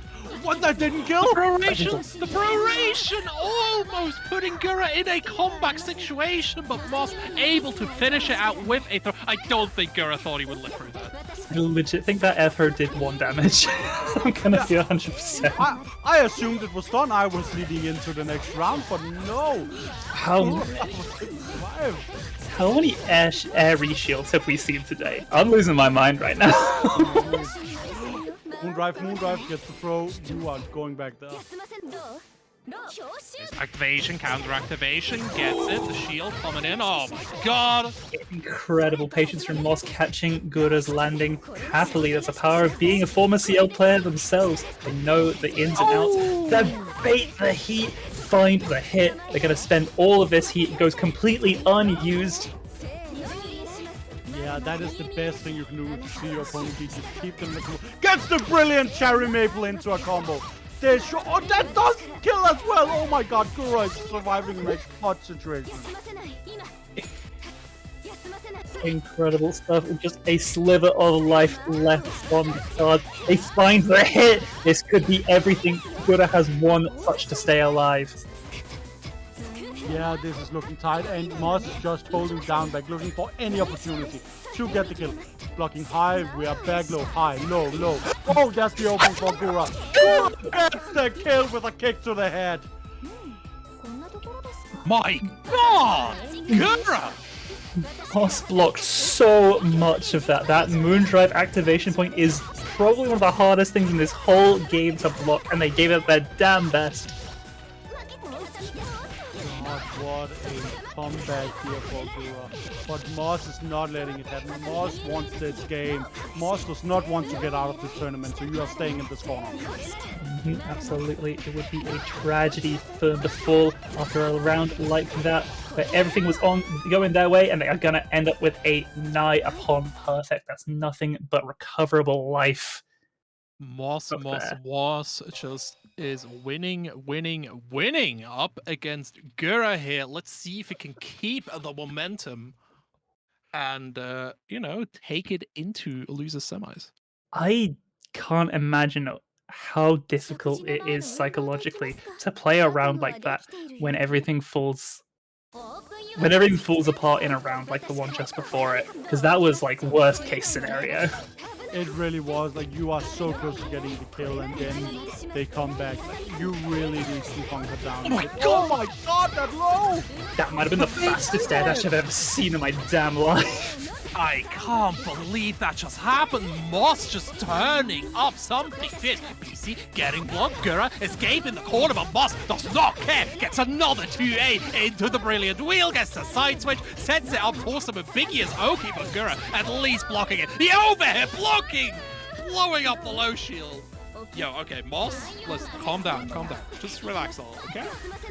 Moss does not want to give Gura a single opportunity at making another clutch clip comeback. They are planning on bringing this all together, but Gura has other plans, obviously. The double overhead once again, those things are so hard to see from CL. Yeah, man, Gura is really running this. Gura wants to stay in here as well. Oh no, there's the heat from Moss.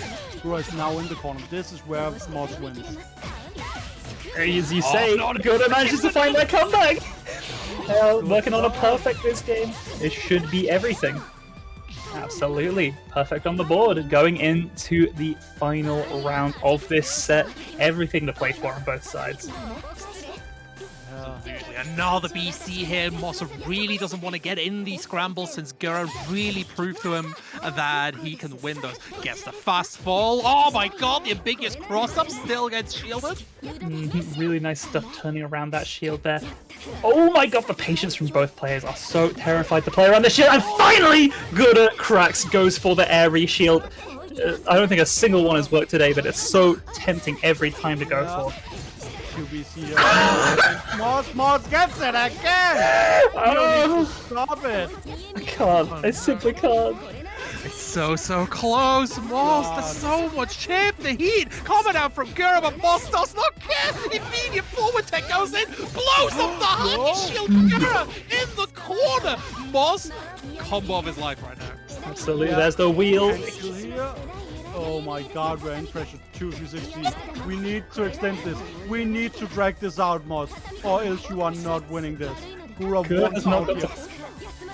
didn't get to play for a solid 30 seconds there, but now it's their turn. We saw this earlier in the set where they were able to bring this back from this exact same deficit, but the crash frames on the two BC are gonna bring it all together. Moss is gonna take it in the most ridiculous of nail-biter sets, eliminating Gura here. Every single time we go down a losers bracket, we're getting the most intense match. Can we just forget about winners bracket? Winners bracket, boring ass shit. Losers bracket, real shit. Let's go.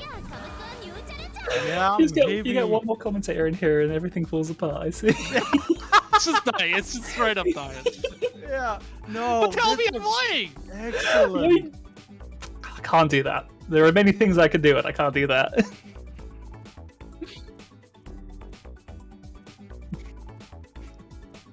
What about single elimination commentary? Can't believe Barry can't even recognize my voice anymore. I see how it is. We got Barry Bones. Wow. Okay, Barry Bones, Yay. fake friend off the channel here. Fake fan. Like, to be fair, fake fan, Barry fake fan. Barry Bones hasn't claimed a Maturino code, which is a little bit sus. I'm just saying. Listen up, Barry. Support the community. Do what Barry hasn't. Prove that you can hit Axel bombers. Go hit some Maturino codes. Support your brother, for fuck's sake. Can't believe this. Can't believe this. We Why love would you you, watch man. the live stream when you can see the most incredible losers bracket matches? Listen, Barry! Barry! Why would you watch Slash stream? Why you The bombers catching absolute strays right now. This is. I love you. I love you too, Barry. Also, there's a reason why we call them the Barry Bombers, right? Yeah. Okay. Simply We are alliteration. back nothing here. We are in another losers quarters here. We have Corybot Vahuti back against Tumbleweed. So, talking about bombs, Tumbleweed has a special ability that only activates in losers bracket. Like, Tumbleweed just stops caring at that point. The respect goes down to 0, and it always results in the most incredible matches possible. Like, Tumbleweed just is able to take every single match in losers if he has to. So you really need to contain him. Absolutely. God dang, this is a grappler mashup apparently. It's interesting. I think this matchup you have, we've said before, the most diverse character in this game, and just how varied you're able to play CL. And then Koma has one mission, and they will succeed in it. Oh my god, he almost got that confirmed! Oh my god! The audacity. Oh my I told you. 0 respect, only violence. Wardy goes in, gets blocked. Tumbleweed just goes in, gets the install, and now Wardy needs to run. Oh, the air grab! He's from the ground. You can God only dang. run so far. Are there even air techs in this game? I don't even know. I have no clue. I've never seen one, so I doubt it. Let me My look that god, up. get that beta counter. My god, take that head, set her on fire, and there's the 2-2-C from Vahuti. So there's the activation. Some stuff, oh my god, run. Oh no! That was a side switch! Tumbleweed, you madman! I love you! Absolutely anime intro levels of running speed. Unacceptable. Oh, armor install, we are shielding, gaining back some health here. Absolutely. Take your time, get all of those resources back. As a fatal counter, this is one hell of a hit. This may be it. Oh no, that's a shield and a comeback from Wardy.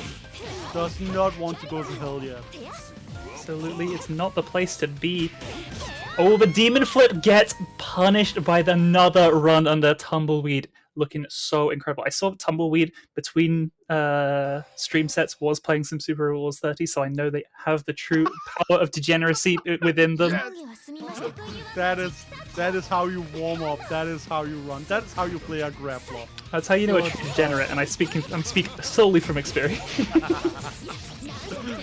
Oh, that is why we're glad to have you on board. Oh my! Immediate turn back from Tumbleweed. Set that knot on fire. Ooh, they've been missing that ambiguous left-right quite a few times, and that's the first time it feels like they've kind of really been in a little bit of a scary situation as a result of it. That shield was truly impeccable. Not able to quite convert, but this should be the kill with the greatest of ease. Our last match was according such to a BCB. nail biter. According And to this- BCB, you can add that. Oh Very damn, experienced. we are learning today. You may be able to, but no one ever will. Oh, B follow up from Tumbleweed going in. We are running some interesting neutrals here. Everyone's trying to. What the world is happening? Tumbleweed is just like, it feels like Tumbleweed has dropped like 50% of the things they've gotten, but they've won it like every single interaction, so they're just keeping it ongoing. It's truly, I just can't wrap my brain around it. I'm telling you, Tumbleweed in losers is just a completely different player. How did he pick that Oh up? my Excuse god! me! What a monster! Unicorn balls! 1, 2, 3, 1, 2, 3. Set her on fire. Oh my god! Yeah, going. What are we doing on wake up here? Reaches into the screen and says, "Give me your phone." Welty gives them the blood heat instead. This is where things are really, really frightening. I don't care who you are not pressing buttons in this blood heat. Yeah. Tumbleweed somehow got respect there for a few seconds and out with it again. Oh my god, another one! Give me more tumbleweed. Oh my god, takes it 2-0. And Any- it's on to lose the semis. Any respect you get is simply temporary. It is not a consistent state of being. It's nothing personal. You just happen to have a red background. Oh, it's so great that we have these varied characters and players, so we get matches like the one before that are patient and cerebral and they are thinking a lot. And we have somebody showing up and killing a nun. Oh my god, I hate the second hit. My god. Alright, we're moving up to losers finals, I think. Or is it winners finals? Winners finals. You have to have one before the other for sure. Oh my god, alright. Sigurd up against Cerritos. This is a run back from I think this is a run back from Gibbs' tournament, right? Ooh. If I don't misremember. So the question is, do we have the result of how that went? Because I'm getting curious. Because it's one thing to get the run back from another tournament; it's another to have it in winners finals. True. Yeah, Let me go exactly. investigate that while the game starts out here. And Yeah, if give you you a have some chance to breathe. time, you just need 10 seconds to go claim the Maturino code. Just hurry in there, log in, claim a code quickly. You can still get it before the winners final starts, where we'll have Sigurd Saber against Terotas' Shikitono. If you don't, I will cry. I'll just if you don't do the match, tears will start flowing. I just want to put She's that out not there. lying. I've done it like- before. Yeah, I'm gonna get DMs of a sad Jasper, and it's gonna Just- be sad. Just- Sigurd versus Terotas was the winners finals of Gibbs' bi-weekly number 2. Sigurd lost it 2-3. I remember that match very closely because Terotas was able to clutch it out just towards the end. So these are two players that know each other and know each other well, and this is going to be incredibly exciting, I'm telling you. We talked about Nothing sets but that Yeah, nothing but movement, and Sigurd is already in the corner. These players really know each other. for sure. We talked about sets that look like long sets, but this effectively is one. There's a lot to play for, and both these players are getting intimately aware of what each other want. Right now, Sigurd just wants to play. Yeah, definitely. Yeah. And don't forget, this is first to 3, right? So both players have a lot of time to adjust to the opponent. Absolutely, Yeah, and winners finals. So it's It'll- first three. it really looks like it might be needed because a perfect right out of the gate is not how you want that to go, especially if, as you say, it was a game 5 situation last time. Yeah. Wild. I'm honestly shocked that shield even connected. It was so far away with that 2CC. So good. Terotas keeping Sigurd's Moondrive nice and low, but Sigurd finally gets an IADC here, blowing up Terotas and getting a nice corner position. Oh, actually opts for the ambiguous cross-up, which is blocked up that 2A, still gives the opportunity to Sigurd for another combo. That's Yeah. the thing, it always feels like the pressure never ends. You really ambiguous tool, but what about everything that comes after? Yeah, that is multiple. The pressure never ends, and especially we see a lot of people give up the corner so they can go for left, right, left. Oh my god, Moondrive, and Terotas get the combo here. This may be the kill with the meter he has. Oh, So yeah, there it goes. There was still combo left to do after that.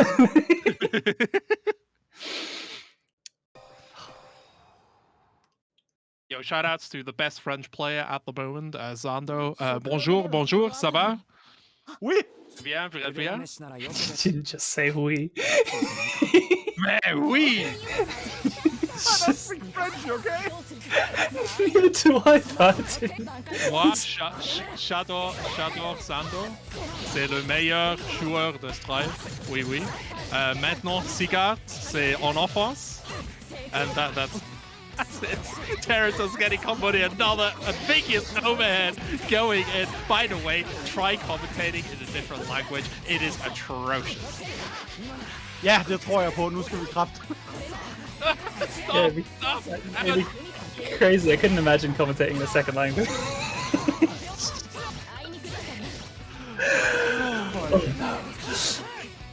Oh my god. Talk about a second language here. Terotas doesn't need one. He has only one love language, and that is fricked up Oki in the corner. Yeah, this is a great combo. Both of their love languages involve stabbing. Yeah, absolutely. Dive kick gets reversal here. Teritos is opting for the BC to escape nice and early. Oh, that's a light! Gets shielded, and Sigurd picks it up too! Let's go! Incredible Give it stuff. to me. From the depths that round was, to be honest. That was looking like more of the same for a good while, but Zygarde getting back in there. Patience that is sitting and staring at each other, and Zygarde gets the pick up here. Get in that I corner. love the saber. So good, so good. Teritos again with the cross up. My god, Teritos keep blocking though! Did they just do ambiguous cross up left right into an IAD at point blank range? The audacity! Oh man, have they some balls on that saber? That's incredible. Get the boundary peak. Absolutely, this is the worst case scenario when Nania comes out to play, gets out of the basement. Pick up the glasses and you get some special powers. Don't forget that, kid. Super Chomp into 2B, but Teritos gets the activation and sticks out the stanky leg before the sword connects. Gets a good, nice, hard knockdown in the corner. Instant air dash blocked by Sigurd. Chomps back, forced release, putting Teritos all the way at full screen. Tries to go for the overhead. Steve B gets shielded, but still comes through. Looks like he either released the shield or went for an immediate A follow-up or something, but that's gonna be the second game. Alright, stop. Did Sigurd just IAD a throw? I think so. Yeah. I definitely saw a whiff throw from Teritos. What a monstrous set. Yes, this is first to 3 because we are in winners finals. It's for all the marbles now. I feel like Yeah. that's twice now. In that one game alone, Zygarde just had the most obtuse IEDs that no one in the universe could predict, let alone using that as a defensive tool around a throw. What in the world? Hey, the best offense is the best defense is sometimes good offense. Good. And the best offense is random IEDs. I think that's doing it discredit, right? Like, Sigurd has been really formulating his offense nicely around what Teritos has shown him and has just adapted very nicely. So, like, calling it random IADs is a bit... It's a bit downplay here, which I don't want to do because look at this neutral going on. Teritos staying nice and patient, waiting out the 2 shield. Getting the hard knockdown from the heat as well, and the life regeneration to boot. Nanaya taking off the glasses. Might as well break them because he's not putting them back on again. Yeah, man, he is going to... Well, that was a short time Nania was out to play. I feel like right now, both of these two are just giving each other, taking turns to demonstrate how horrifying that set play is, because they are just... They're just trading blows, but not in the same round, ever. Yeah, what's really weird is that I'm like, okay, neither of these characters have that scary Oki, and they are proving me the fuck wrong. Yeah, they are only a character with some jumps and some normal movement, but these players are using that expertly to curse each other. I definitely think Saber's a character whose Oki is a lot better than people think giving credit with that ambiguous JC. But you are right, there are characters with way more vile stuff. Yeah. 100% here. Sigurd, by the way, taking the lead 2-1. Teritos taking the lead 2-1, so only one more round is left. And I think Sigurd really needs to be able to regain some of the composure because the momentum is definitely on the way of Teritos at the moment. Yeah, you need to get your mental head back in here, right? You are under some more pressure because Teritos just needs one more game, so he can be a lot more risky. Right there, we just saw the reason you don't go for those 3Cs all too often, just clashing with the jump in and giving Zygarde the opportunity of punishing Teritos for their own anti-air attempt.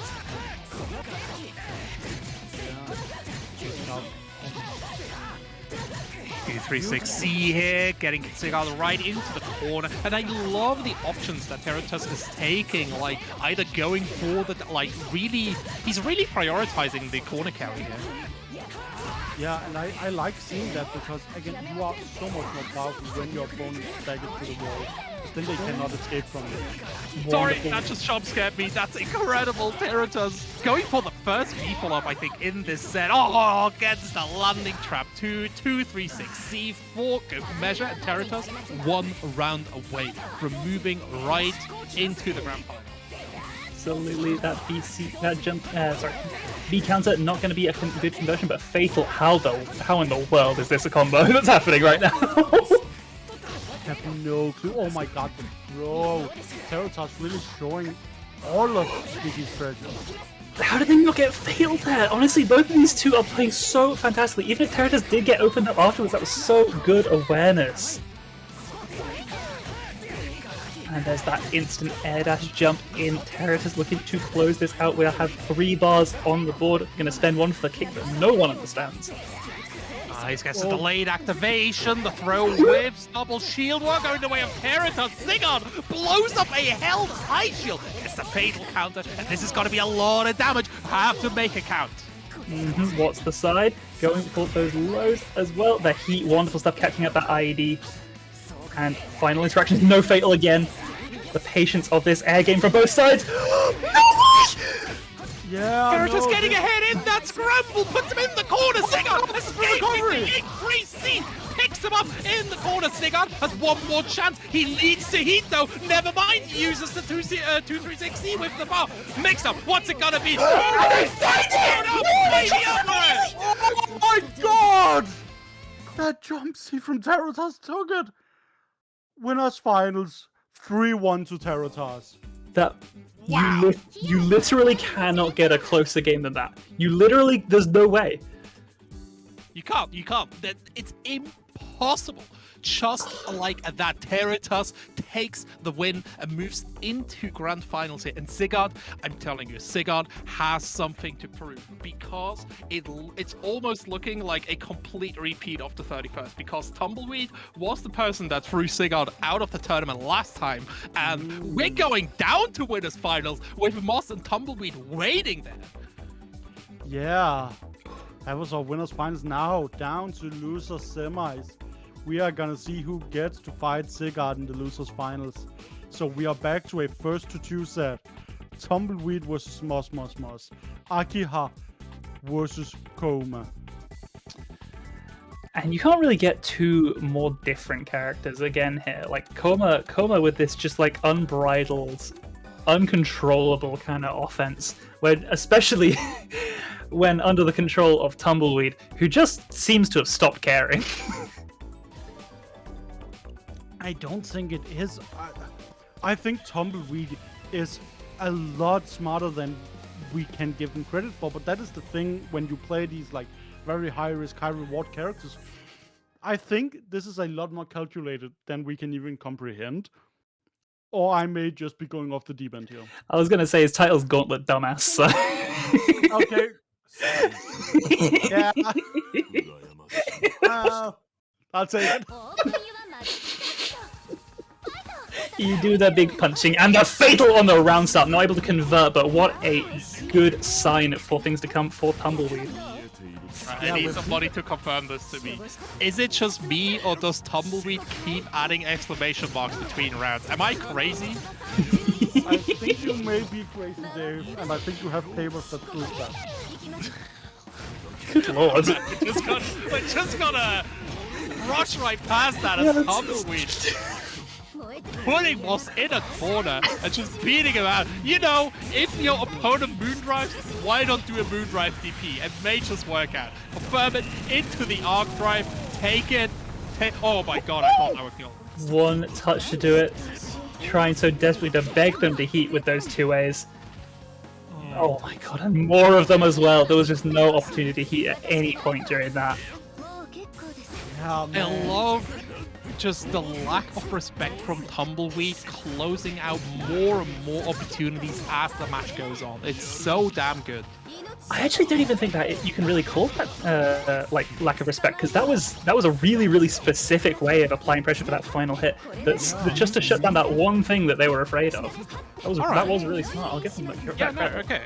I actually agree with that. Talking about smart, Moss just tirelessly working on that tuna can that is Tumbleweed, trying to get at the juicy insides, but sometimes the 2C just hits. Yeah, that tuna does not want to get eaten. Tumbleweed is staying alive. He is not getting turned into tuna salad today. I can't believe they jumped back into that wheel still, but here we are. With the comeback of the Sentry potentially in this round, that heat gonna diffuse a lot of that tension. Oh Yeah. my god! Moss Beautiful. recovered so much health, gets another 2. A in the hard knockdown air throw. Shield coming in, B follow up. Moss still getting hit, but that's 0 hit. So we're fine. Oh, jumps out of that throw. Oh my god, that could have been the end. I'm gonna lose my damn mind if another person every Shields versus Moss has not worked a single damn time this whole tournament. Moss just keeps waiting. It's incredible. Tumbleweed activates and the alarm bells are blaring for Moss. Tumbleweed finds a nice scrambly 2V, and that's all he needs. The DP cutting through another Moondrive activation, but Moss back on his shenanigans. Yeah, Moss is being so patient and defensive here. It's so incredible to see.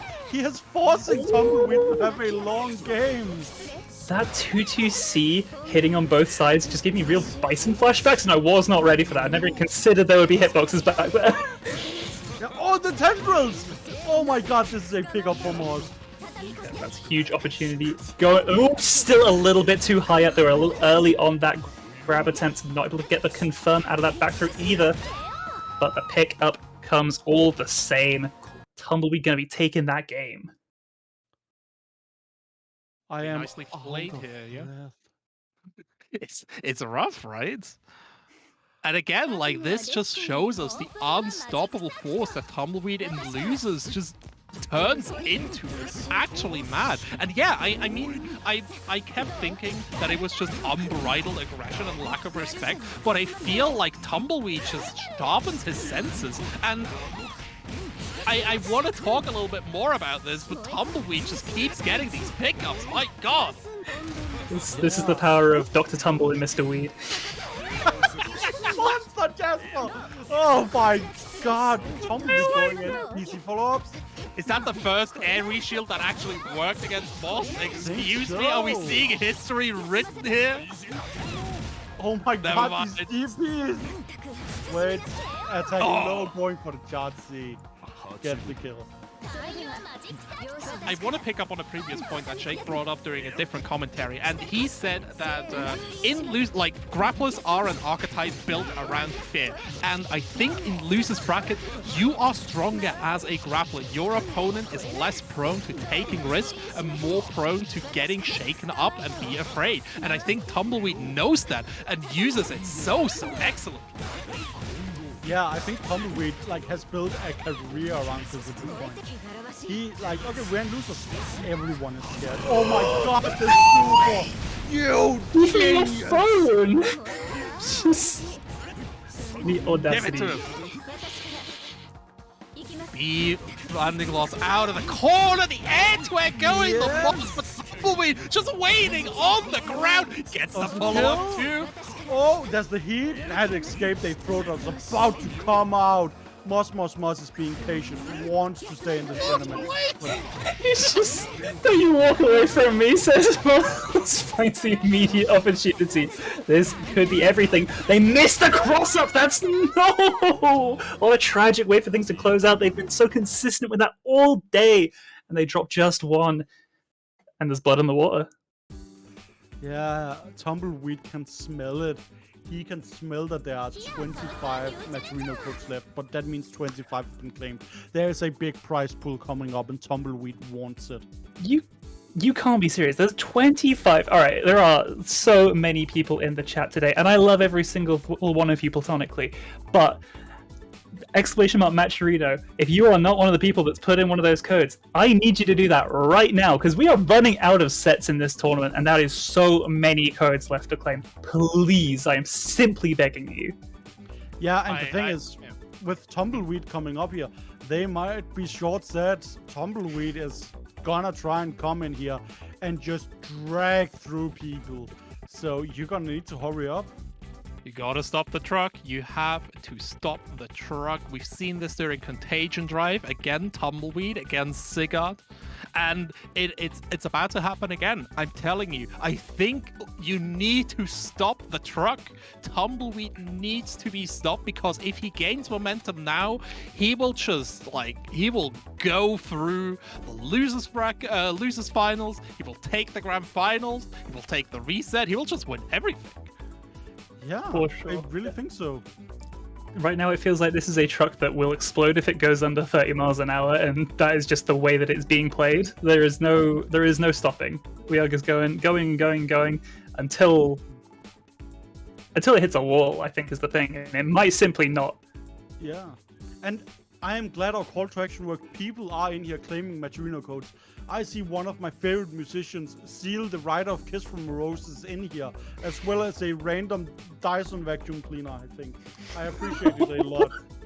Yo, shout out to the vacuum cleaner. Let's go. Stuck up all these codes. Was that weird? Yeah, for a certain point. Okay. Some would call it weird, some. I was anonymous trying to sources. make- Okay, look. In my defense, I watched a lot of Teletubbies as a kid, and there it was wholesome, It's No, formative. it was horrifying! What do you It can mean? be- It can be both. It was definitely both. I mean, yes, in retrospective, it's kind of scarring, but he cleans stuff up on his own. How great is that? You don't have to clean your mess up? That's amazing. But what Anyways, if I was the mess? Then the vacuum cleaner comes into your house at night and cleans you up, just like Tumbleweed is about to clean up this losers finals. I'm telling y'all. It's definitely on the cards, again, Saber is a character that really does have to apply a lot of close range pressure. Even though they have a sword, they genuinely have less range than Turner does. They are not as you'd think that having a proper long sword like Excalibur would mean they can play that game, and they can to a limited degree, but they really got to get in. The thing is as well with Koma that he has access to so much armor, that whole one-hit based Footsie's strategy that Saber wants to employ is so much less valuable up against a seasoned grapple player like this. I feel. I think Tumbleweed is just gonna go in here and try and get any hit to get started. Because I think Sigurd has shown that Sigurd is capable of dashing out a whole bunch of pressure. But I think Tumbleweed has the tools, has the wake up grab, has the wake up DPs to just throw you out of that.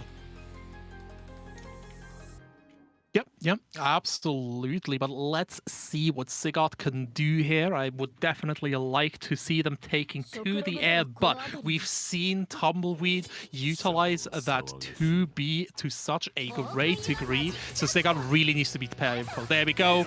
The signature super chumps coming in, but Tumbleweed, just meets him in the air with the increase C, and that's the first combo going the way of Tumbleweed. Yeah, and the second one to Sigurd. Yeah, this is going to be a tight matchup, I feel. Oh, another cross up there. And there's the dunk from Tumbleweed. Nice catch, just a backdash with the 2C. Tumbleweed ready for Sigurd's defensive option. And as soon as he frees up, Tumbleweed will be there with the increase C. Damn, you need to be doing everything just to survive here.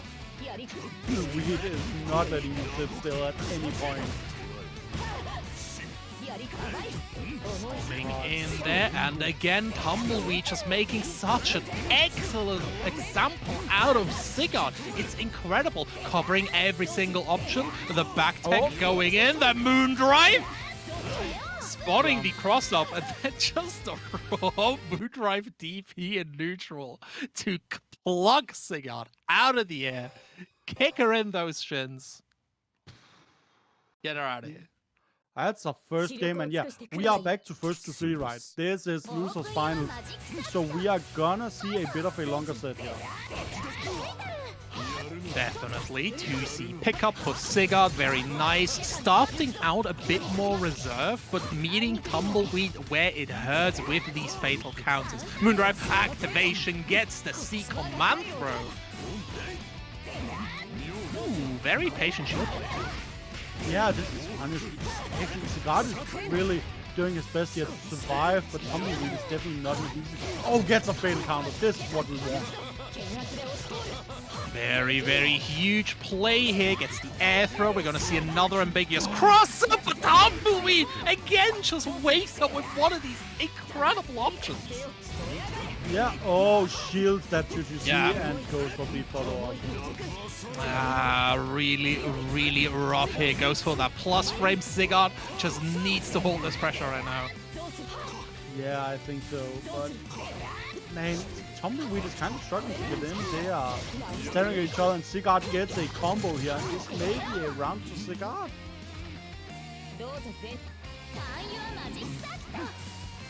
Yeah, definitely. What do you think, Jasper? Like, what kind of adjustments do we need from these players at the moment?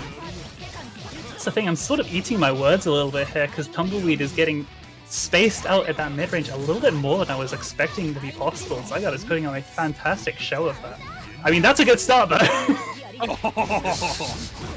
Yeah, Zygarde is really working hard to keep Tumbleweed out, but Tumbleweed is just using all the tools at his arsenal to prevent that from happening. Definitely. Install coming through for Tumbleweed here, just running up, but Sigurd respecting it too much. Gets the jump, Saber drops the combo! I think that's the thing, with the Saber having that kind of more traditional air dash, they really are able to keep in the air where Koma really has no way of contesting them for the duration of those 4 seconds of full armor. And that was some really, really impressive stuff from Zygarde to just like completely negate that, because that thing is, if you get caught, you are just dead on the spot. Yeah, exactly. Like that's just gonna happen. We have even out and like walks away and gets hit in the shins, and that's a combo. Very nice. Yeah, absolutely. Going to be a hard knockdown in the corner as well. And again, Sigurd keeps opting for these 4-way mix-ups. Wonderful use of MD to kind of save themselves just before Tumbleweed's attack comes through. Zygarde just does not want to give them a single opportunity to respond. They have got 3 meters to work with, so we're going to see a huge opportunity with the heat there, absolutely. Yeah, 100%. Yeah, counter heat coming through from Sigurd. The install going out as well. Sigurd actually sticking close this time around, waiting out the activation shield. Do not reshield in the air against Sigurd. It will hurt. One of the big narratives of today is that air shields are so risky to go for. They really are, and there's another round to Sigurd. Seems to have found a way to fight Tumbleweed off. For sure. Oh, and that fatal. Fatal counter coming in, gets the pick up to Tumbleweed back in the corner. Sigurd probably, there we go, again with the 4-way mix-up. Wakes up with the DP, but that BC follow-up from Sigurd, the absolute madman, gets another full combo off of it. Who is the Saber? Oh my! Trying to get away from any kind of reversal throws. They've been burned too many times, and another fatal that could be everything. Not quite. One touch to do it. Oh my god! The fade backwards into the V/. My god, that is so wild. Chases the recovery there with the dive kick. What? The Voltez is here, just like that. Incredible stuff. Sigurd has really thrown this around. It's impressive. Mary, listen up, listen up. I told everyone from the start that Sigurd is the best saber in EU right now, and Sigurd is really showing it off. Look at this tumbleweed. It's just struggling to keep himself alive. Absolutely. There's that You opportunity. see the opponent build a wave of tumbleweed right now. Maybe he's making this run back, starting to adjust the playstyle, but no. Really nice stuff, using those quick multi-hits to just kind of negate that armor opportunity Tumbleweed was looking for. That he able to get all of its healing back to its maximum. That is Really so rough draw. good. I adore the movement from Sigurd, getting these super jumps in, and either he immediately backdashes or he lets it come through with a shield or an increase C. Like Tumbleweed, you see him hesitate. Oh, and there's the round to Tumbleweed with the Wrecker. Tumbleweed might have found a way to fight back here. It's the thing with Koma's damage output, you do only need a couple of interactions to go your way. It's the Grapple Classic.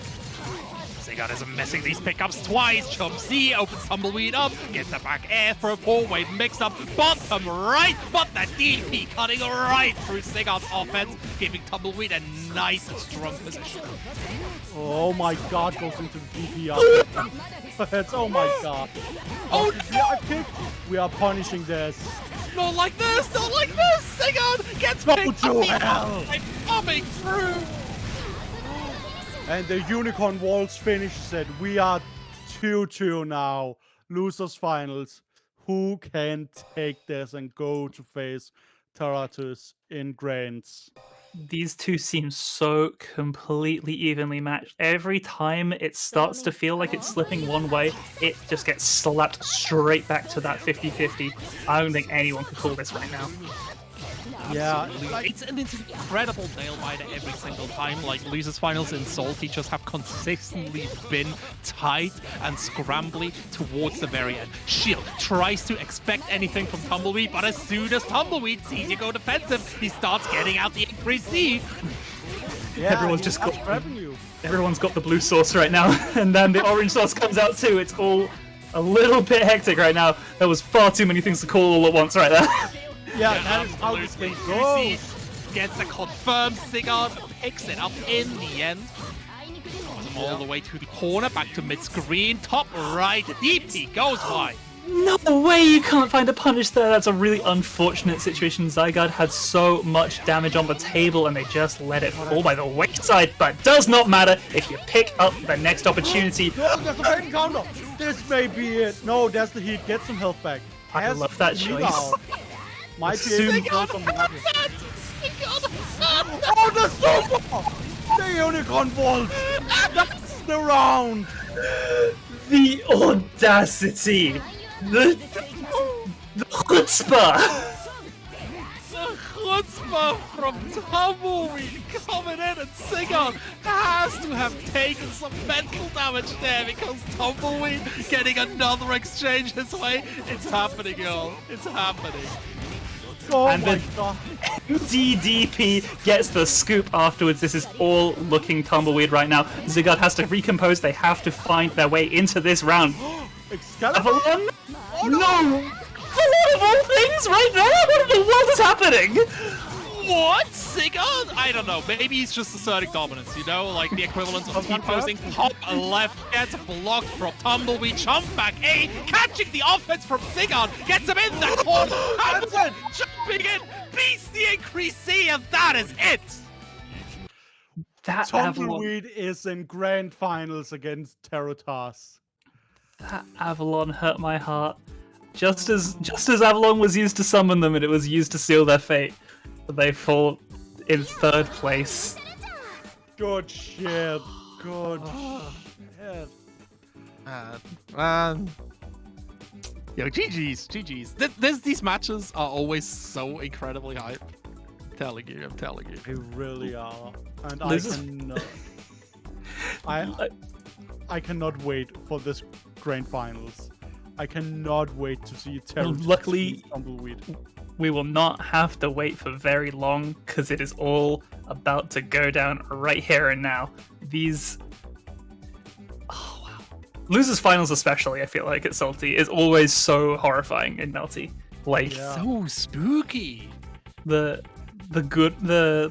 CL mirror we had a couple weeks or last week? I've lost all perception of time. Oh, we're in. 2 weeks ago. A worthy successor. Yeah. No, I think we're definitely in there. But for now, talking about a successor or worthy for that case, there are still 22 opportunities left to support these two players. Will the truck be stopped, or will Territus just go under the wheels like everybody else? Does this truck even have a handbrake? Is the honest question I'm starting to ask. I think at this Territus kind of might speed, be you it. shouldn't engage the handbrake, right? No, I took driving lessons. You are allowed to. That's fine. If Yeah, you're we are allowed going- to, but is it smart? Yeah, we are in the corner. It may not be smart, but it got you out of the corner. But it also may have gotten Territus Tumbleweed killed with the boundary peak there. And that's a Man. Nania install for next round. That's the thing, we're talking about successes, but the Nania clan is here. What a statement from Territus too, starting out with a perfect up against Tumbleweed. Territus again historically has won this matchup in this exact situation, but Tumbleweed seems to have way more momentum than he had in the game tournament for sure. It actively looks like they're playing faster than they were even last. No, right? They've just got better frame data than they did a couple in the last game. It's fine. That's how it goes. And there looks to be the kill for Absolutely. Tumbleweed. Taking it straight back to center. Incredible stuff. Going one round apiece, but who takes this first game is going to be so important, I think, because setting the tone is real critical here. Absolutely. We talk about Melty Blood being very, very cerebral, and I think that goes down to that emotional manipulation level. Like, I say manipulation, but it's just mental conditioning, right? Tumbleweed gets a nice increase. See into back throw here, Territus. Oh my god, another one! Yeah, and like, we're speaking mental manipulation. That is how you win fighting games. You make your opponent fear something, and then you throw out something else that hits the avoidance. That is what Territus is going to abuse there. That is what Tumbleweed is going to abuse there. And who will come out top? First game looks to be Territus. Absolutely. Not too close, in my opinion. Tumbleweed really put the squeeze onto Territus. So I'm really looking forward to the next match, right, Jasper? For sure. That looked like 3 perfectly symmetrical rounds. There was like the same amount of health at the end of every single one, even if there were 2 people who won rounds at different points in it. But at the same time, you're winning twice as much. It's got to say something, right? Yeah. It Oh, really that has. throw was so close to connecting, but it did not find the mark. It was the right read as well. It's unfortunate for Tumbleweed, but Territus is gonna not miss a beat. Find another punish here as well. Man, Territus is catching Tumbleweed, and Tumbleweed is trying to escape the corner. Wakes up with lead, trying to get his health back, maybe spend the ammo and fall our way out. DP, good stuff. A little bit too early. Territus hadn't quite touched the ground just yet. Fake jump in throw.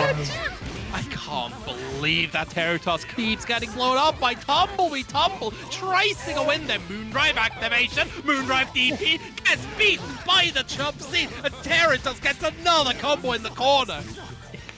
If you wanted a real demonstration of Tono JC, there it is. What a bastion of, like, terrifying air options.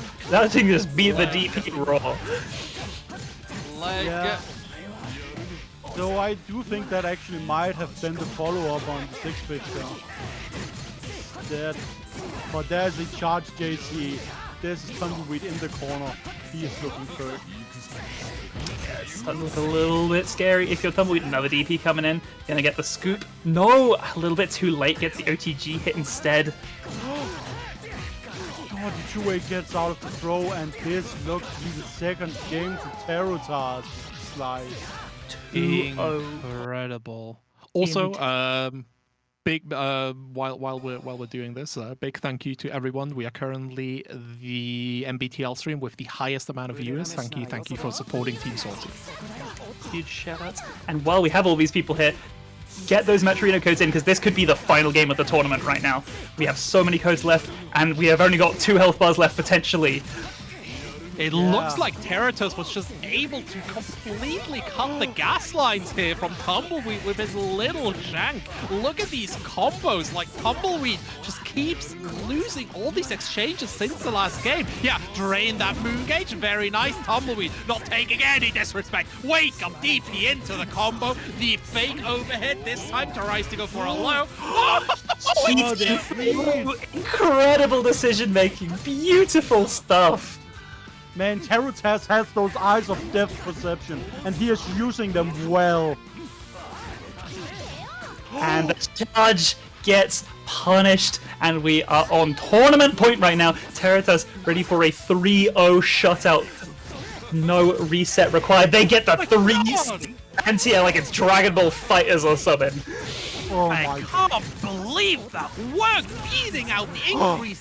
4-3 coming out from Tumbleweed, tries to go for a landing 2C, but Territas just flipping and dipping straight over it. 2-3-6C for the additional pickup. Tumbleweed's health is in the red. Territas gets the overhead, gets the confirm, and I think we're gonna see, there we go, Moondrive activation, Foration starting to cut in there. 2-3-6C, another 2-3-6C. It's combo.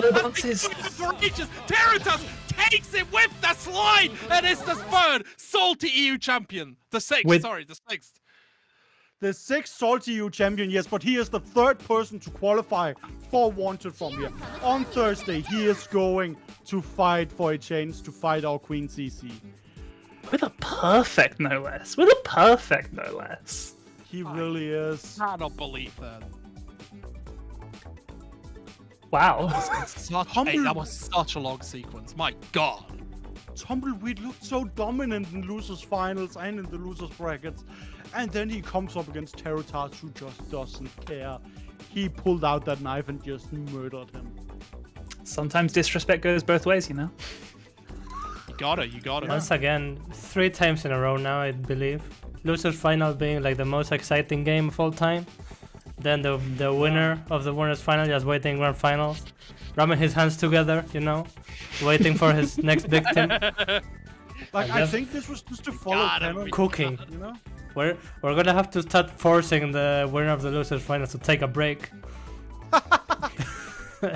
Because they always want to play straight away, you know. You always want to play with the momentum. That's understandable, but it never seems to work out in Melty. Yeah, definitely. It's been a tournament. It's definitely been a tournament. Territas taking it, not only the wanted qualification, but the prize pool. Guys, if you haven't, there are still 17 codes left that go directly into Territas's pocket, and I think he deserves it. Yeah.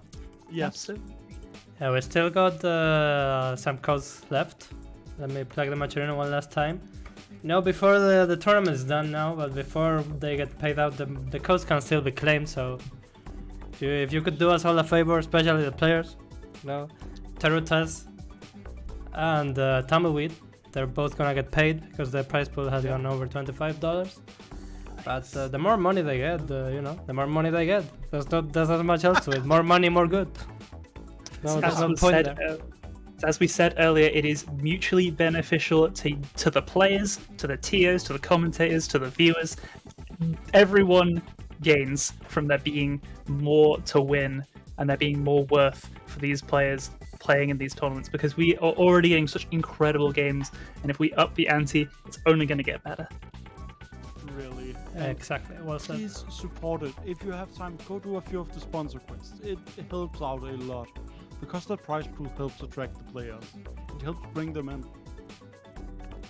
And with that, with all the shelling done, let's start with personal shelling for the commentator for today. I think the 3 team worked well.